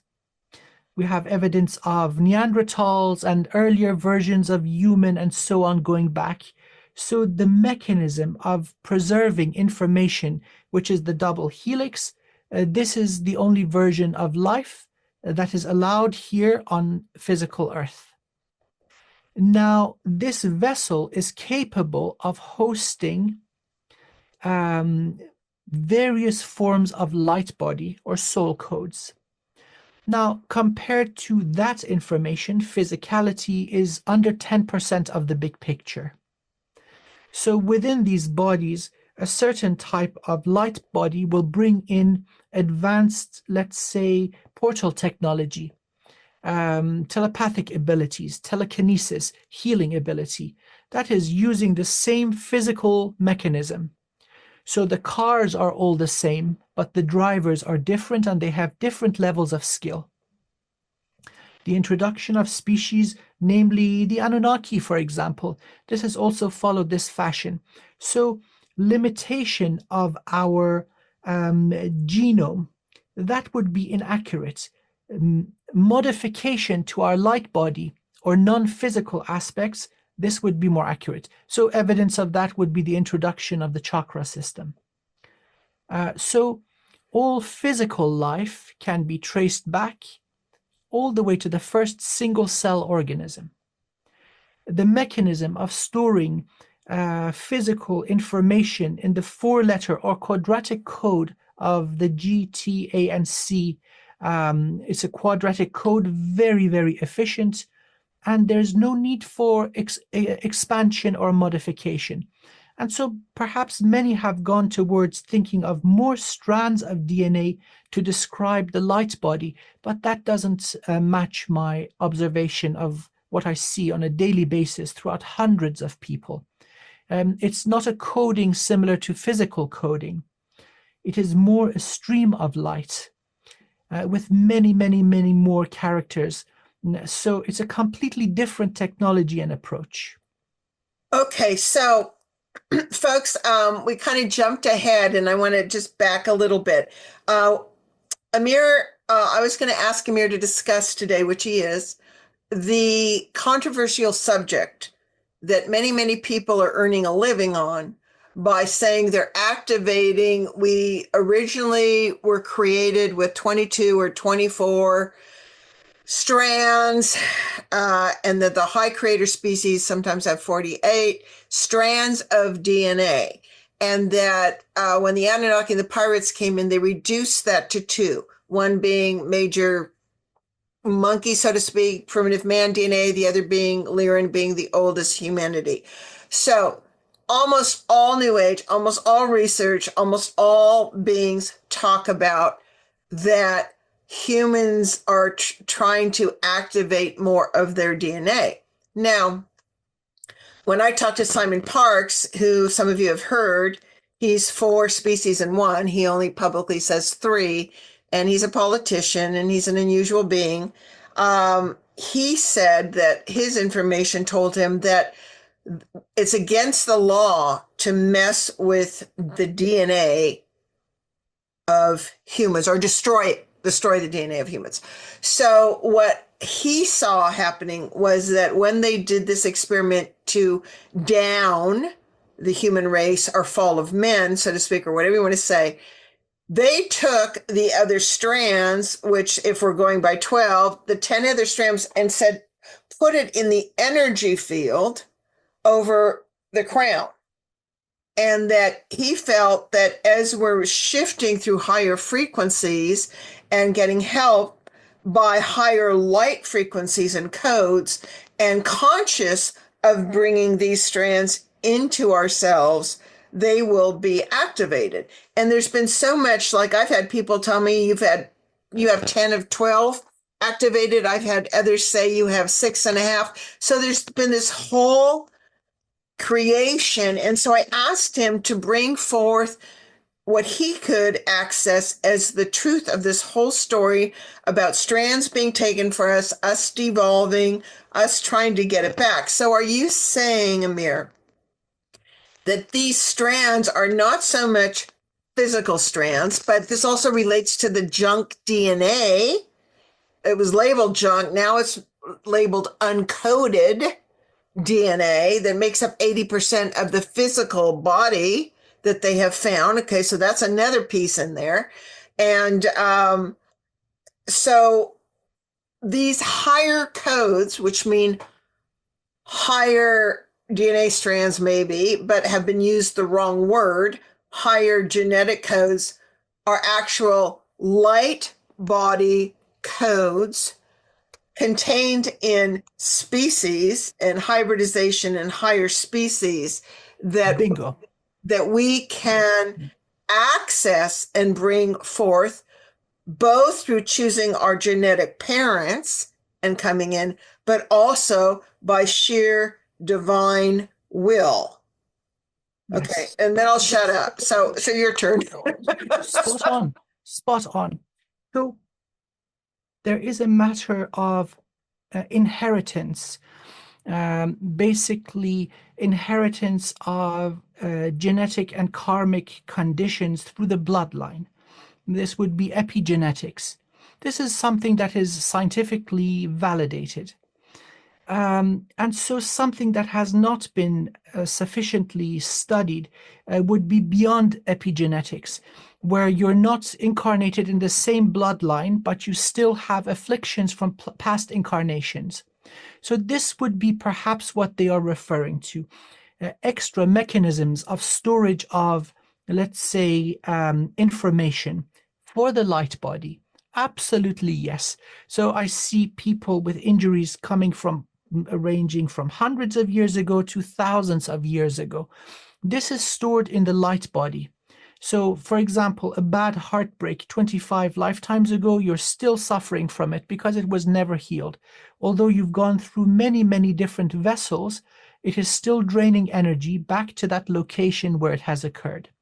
So that would describe the entire process of shamanic healing. So let's just use the words in a different way.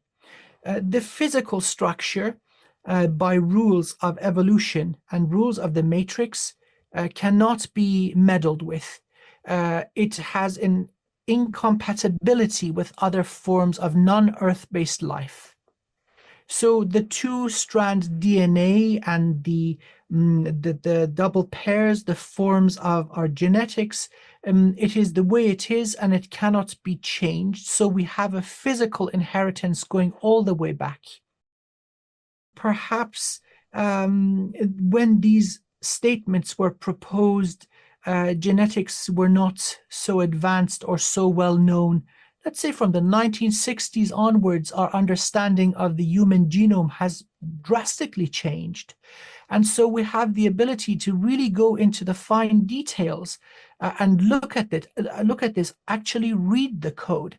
And so what is evident is a continuous, unbroken chain of inheritance through older species. And so there's no need for extra strands of DNA. The mechanism of representing the codes or the design of physical species is beyond perfect. And we just can add lengths to it, and it can give us ability to live for 500 years, then grow wings, and then grow gills and swim in the ocean. We just add layers to it. Okay, okay. So we understand this because this is like profound. And okay, so all this time, human programming, at least in the New Age and whatever, has thought it was defective and had strands taken away and stolen from it or devalued. And you're saying that never happened, or it only happened in the light body? So the process of physical evolution has been a continuous improvement. Let's now look at it at the let's say energetic level, the conditions for life emerging on Earth. This form of life and vessel, again, the cherry blossoms behind me, the reeds in the water, the way my hair grows and my beard grows. This is perfected for Earth. It is fine-tuned for Earth. And so separate types of life will be incompatible to the fields of Earth. Let's call it the morphogenetic field of the planet. And yet that is an immensely powerful consciousness and engines of creation Many, many guardian crystals are here. So foreign life, parasitic alien life will not survive. And so that would be also true for hybrid forms that where there's a deviation from the, let's say, organic structure of planet Earth. But okay, oh my gosh, so many things are probably okay. So, but we do know from super soldiers that they said the one thing they've learned in all the monstrosities, experiments, hybridizations, uniqueness, exotic types that were created was a human genome slash blood was necessary as the glue that made those other species capable of working together. So talk about that. That is accurate. So now, looking at the very unique properties of Earth, which is basically creating a unparalleled resilience in the life forms that evolve here, namely the humans.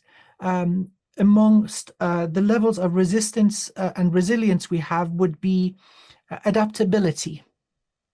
So think of the human genetic material as an adaptogen, allowing incompatible forms to meld together. So that is an accurate statement where then genetic and biological material extracted from humanity would be an unbelievably valuable resource for other species that may be facing extinction and they want to somehow meld with something else. And the thing that allows these different let's say codes to work and work in harmony would be the human genetic material. And such is the level of perfection of the human form. Why is that?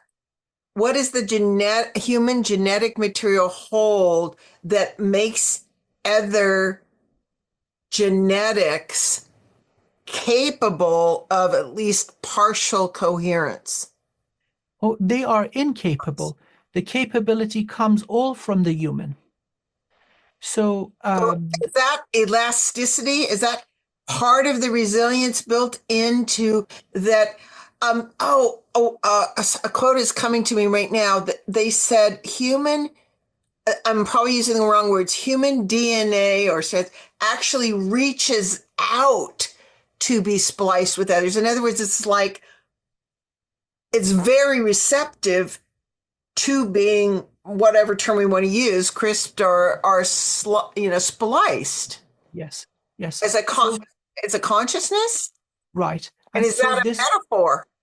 no. It's a physical fact. No, but I mean, is that a metaphor for the reason for humans? The willingness to reach out and be the most adaptable, resilient species that we can actually infuse into our being others Yes. as a metaphor for we are all one. Um,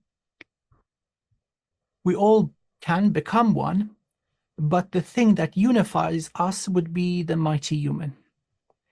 So you see, our journey of, let's say, hardship and survival down here, the conditions that were brought about are very unique.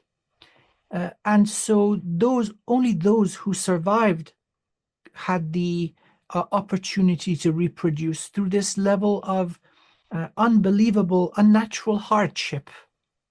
So of course, the human genetics would look at the foreign DNA as a disease and somehow mask it, make it work, and survive.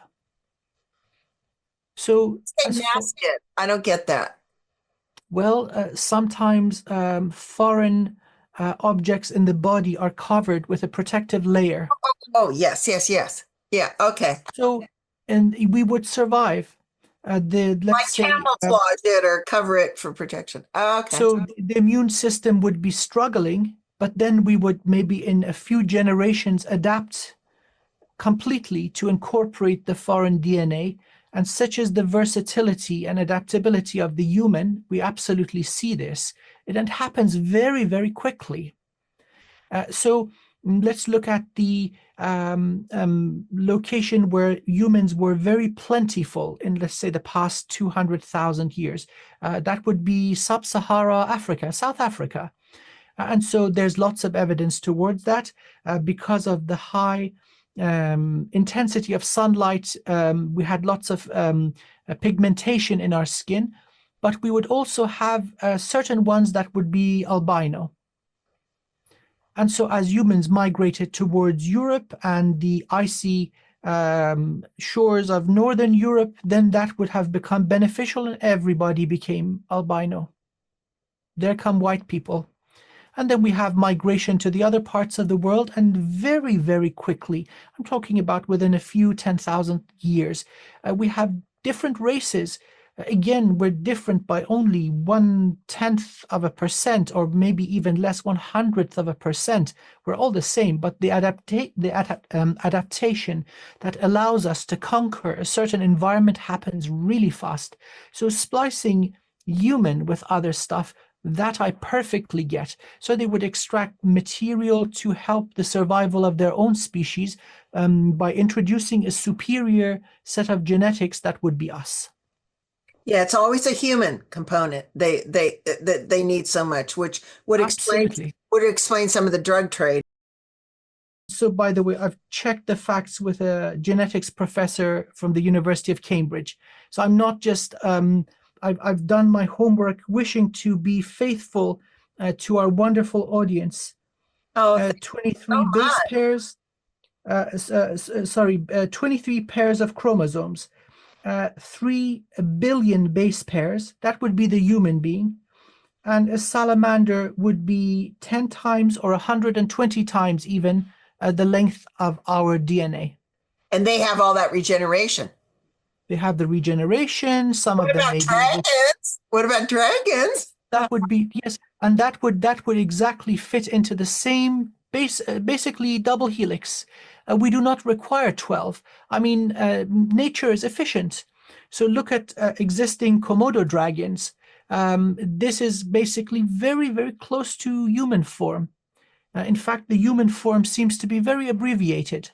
We're not even certain types of mushroom have 4 to 10 times more genetic information than we do.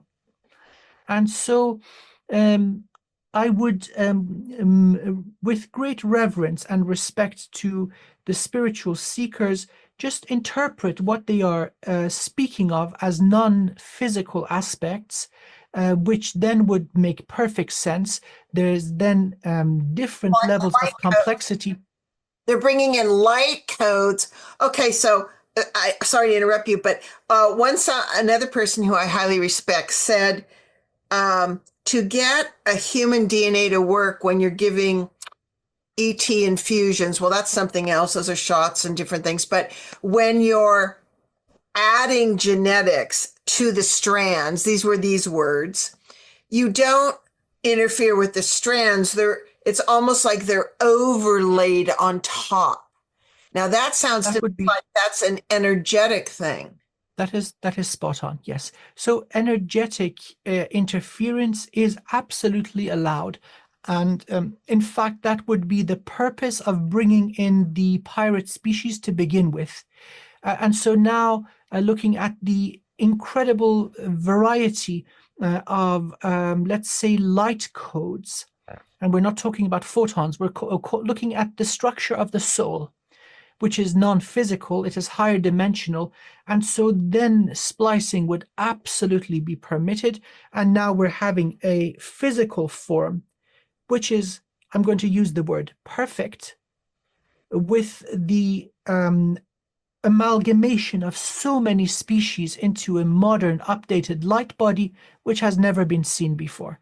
Now, looking at that entire complexity, the mighty human is really mighty. Oh my God, this is so important. It is so important. So it's been a misunderstanding. Okay, and remind people what light codes are consisting of. Frequency, sound, geometries. Okay, so light codes would be the structure of the non-physical part of the vessel. original human would be similar to the structure of a tree. Now imagine you're bringing in, for example, a guardian. Now within the structure of the tree, you're implanting crystalline energy structures that are virtually indestructible. So where the energy vortex of the heart can sustain much damage in a regular human design, this enhancement makes the heart indestructible. You can experience all sorts of heartbreak, betrayal, and trauma and never become bitter, never become jaded. Same is true for the crown. The regular vortex, that is the crown chakra, in the regular human design can be easily infested with sentient AI. And they run havoc on our thought processes, our ability to remember, our ability to fall asleep and get restful sleep. Now, through splicing with, let's say, a gelatinous species, this vulnerability goes away. They can't plug into us anymore. So we're gaining energetic immunity. Through these added light codes that have been talked about as being extra DNA. Yes, so that would be an incorrect use. They're energetic light code DNA. Yes. And you brought in a really important part about the crystalline properties of the human body, because I mean, I'm kind of making this up, but I would imagine with the bones and the scaffolding and all that, we're at least like 35-40% crystalline and the rest water, more or less. And so isn't that true for all humans? And then of course, if you're going to create a super like type being like guardians, then you would bring in even more of that, because the silicon matrix is it supposedly here. This gets into another thing that the earth body and human body, an entire DNA record is made in crystalline properties.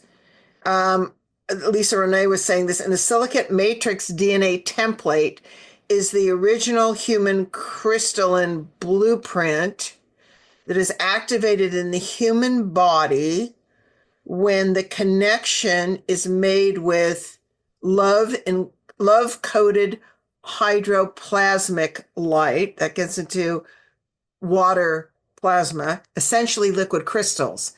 So the human energy field is an array of oscillating centers nested within a multidimensional blueprint of crystal structures with assorted functions.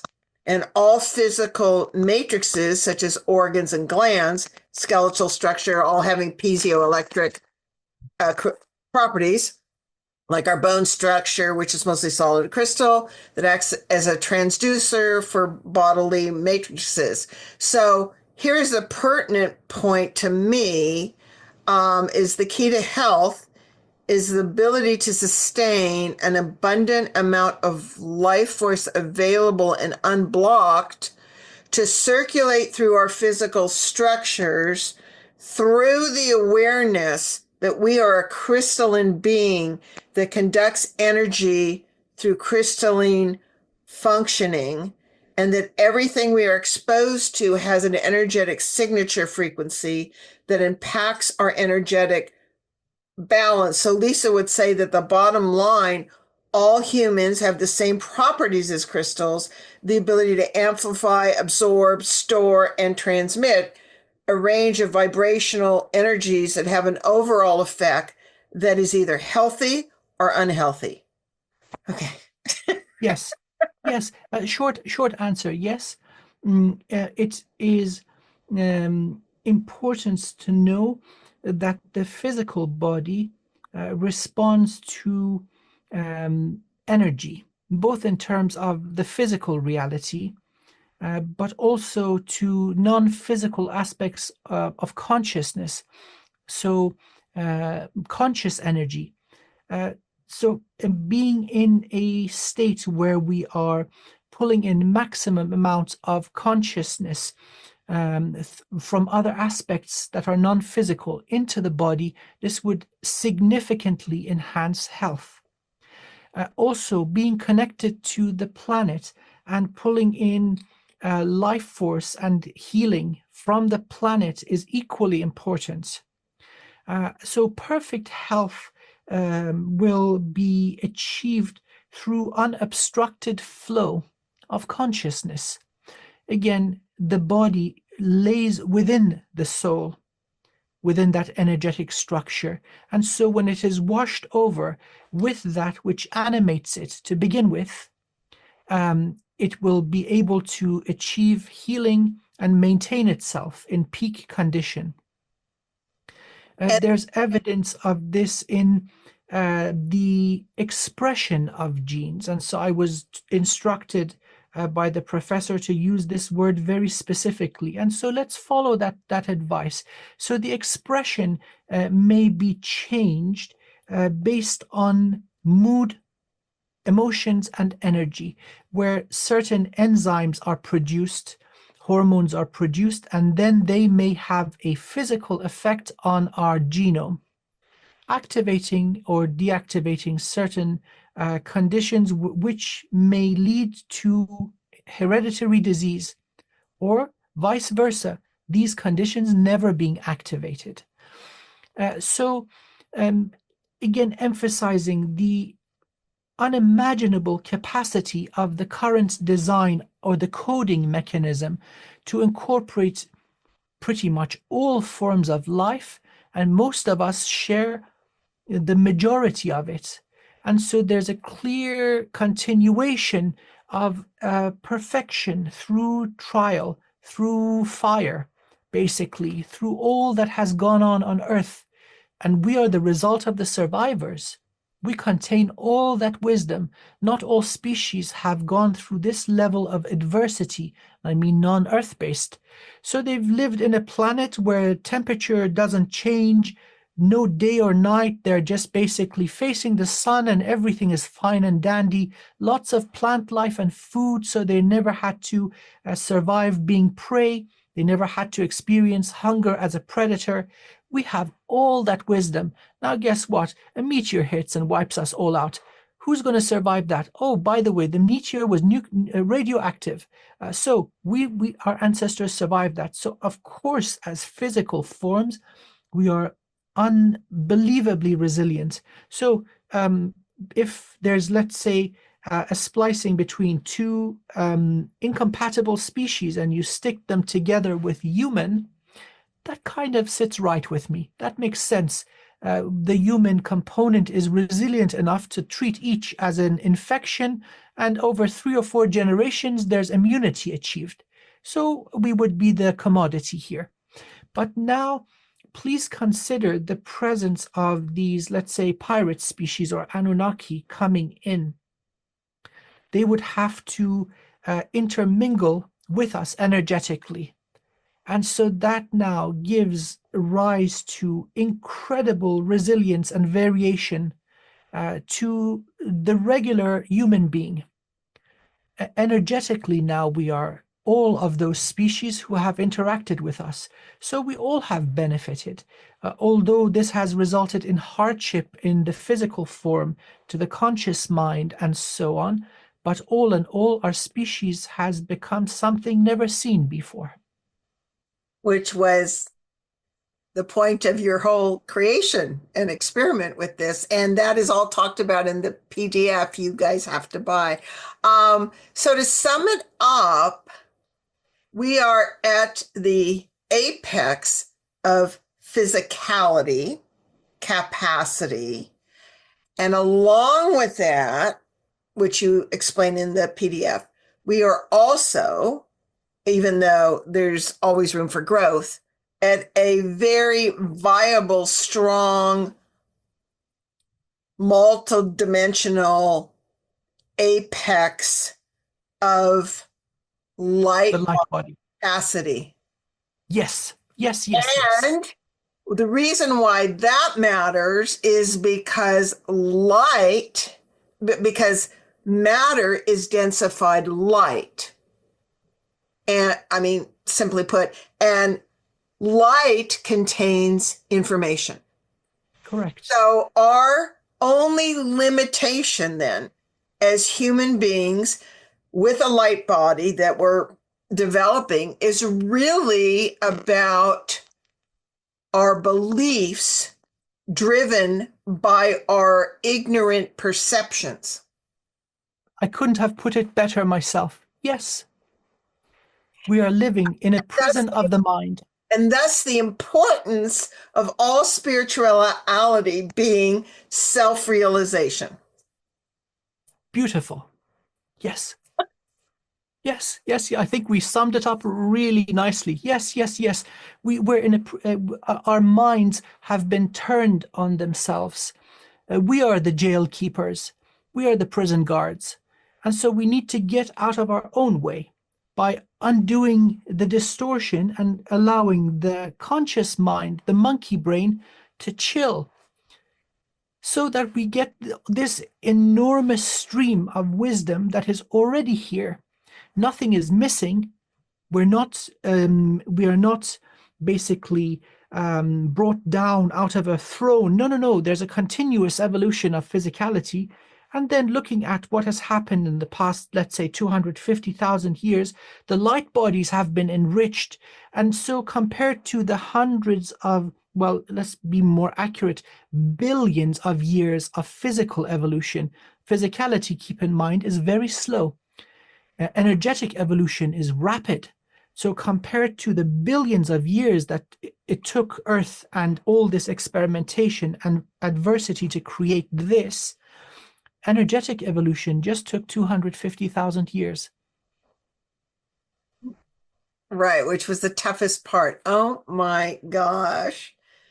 That is so cool. I mean, this takes us deeper into grokking the realization that any programming of ours, because you've done kind of all the linear reiteration works in this whole experiment, we've all participated, we've achieved that.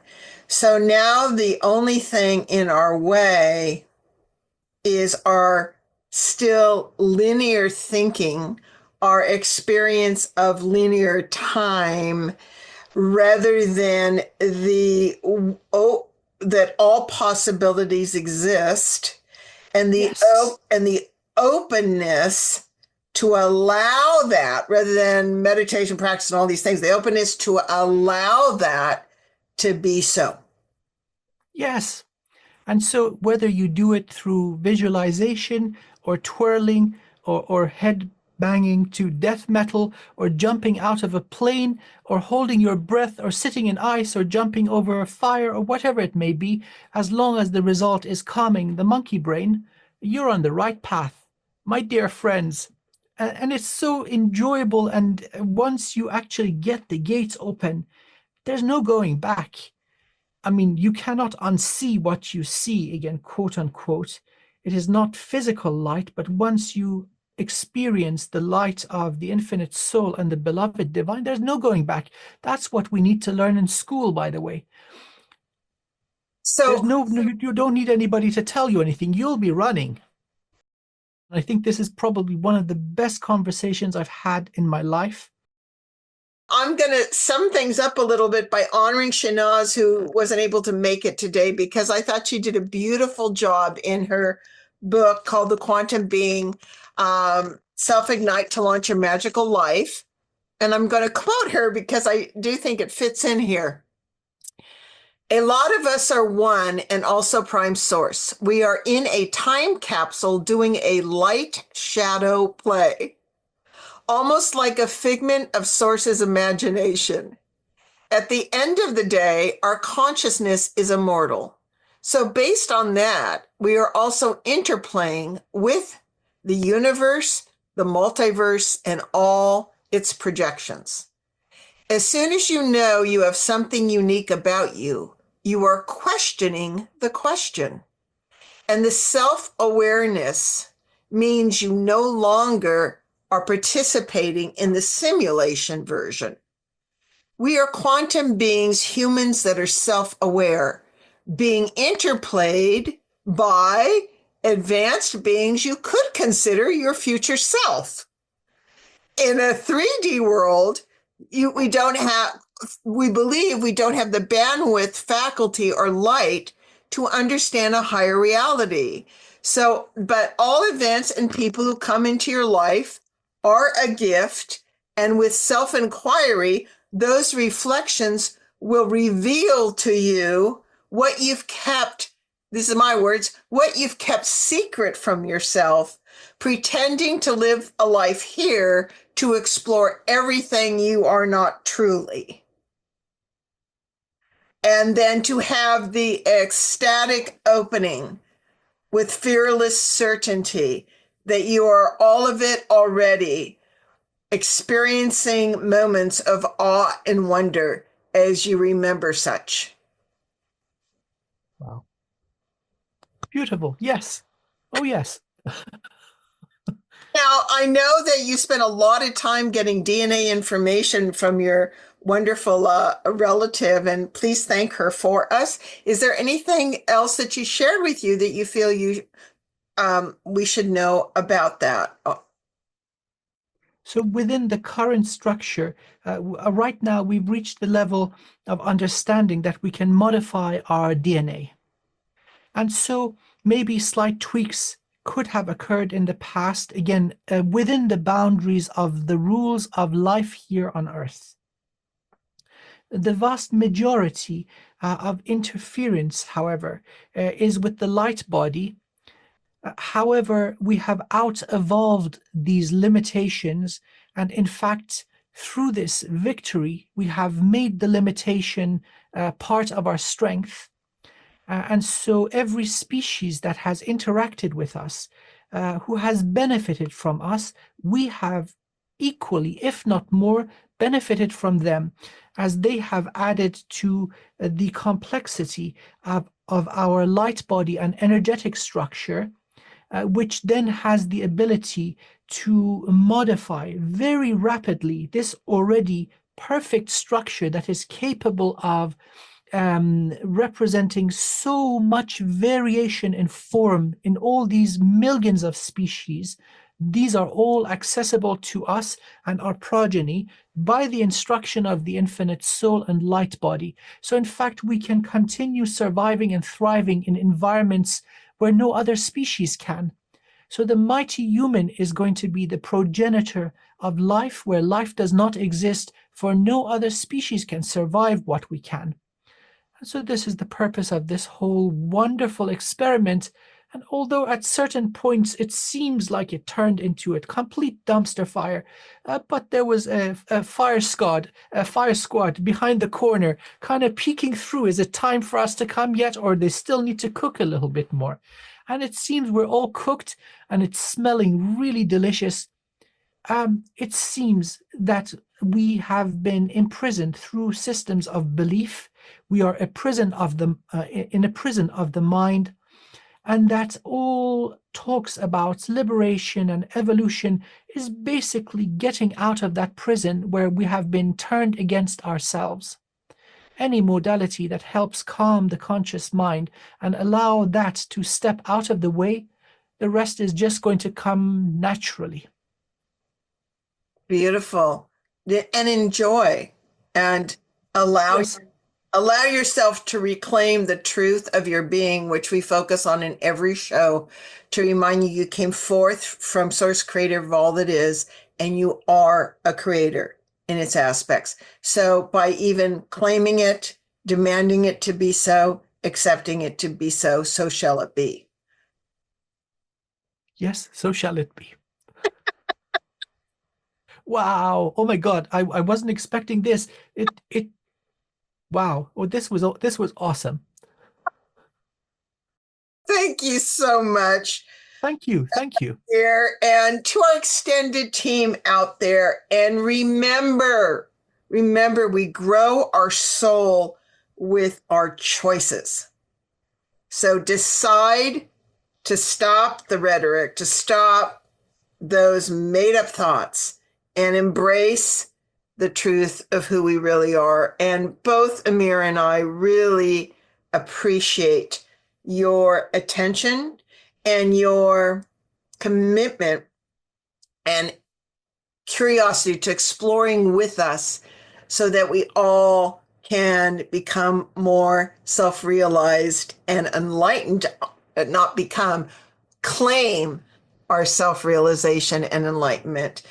And it is truly our honor to have earned your attention, for we are all here collectively and individualized. And as Amir does say, in these must-buy PDFs, he will explain to you the whole thing and that we are successful. And now what you will be seeing is massive transition of cleanup, those that did break the laws, accountability, and so forth. So onwards and upwards towards light body awareness, source activation, and victory. Thank you. Thank you.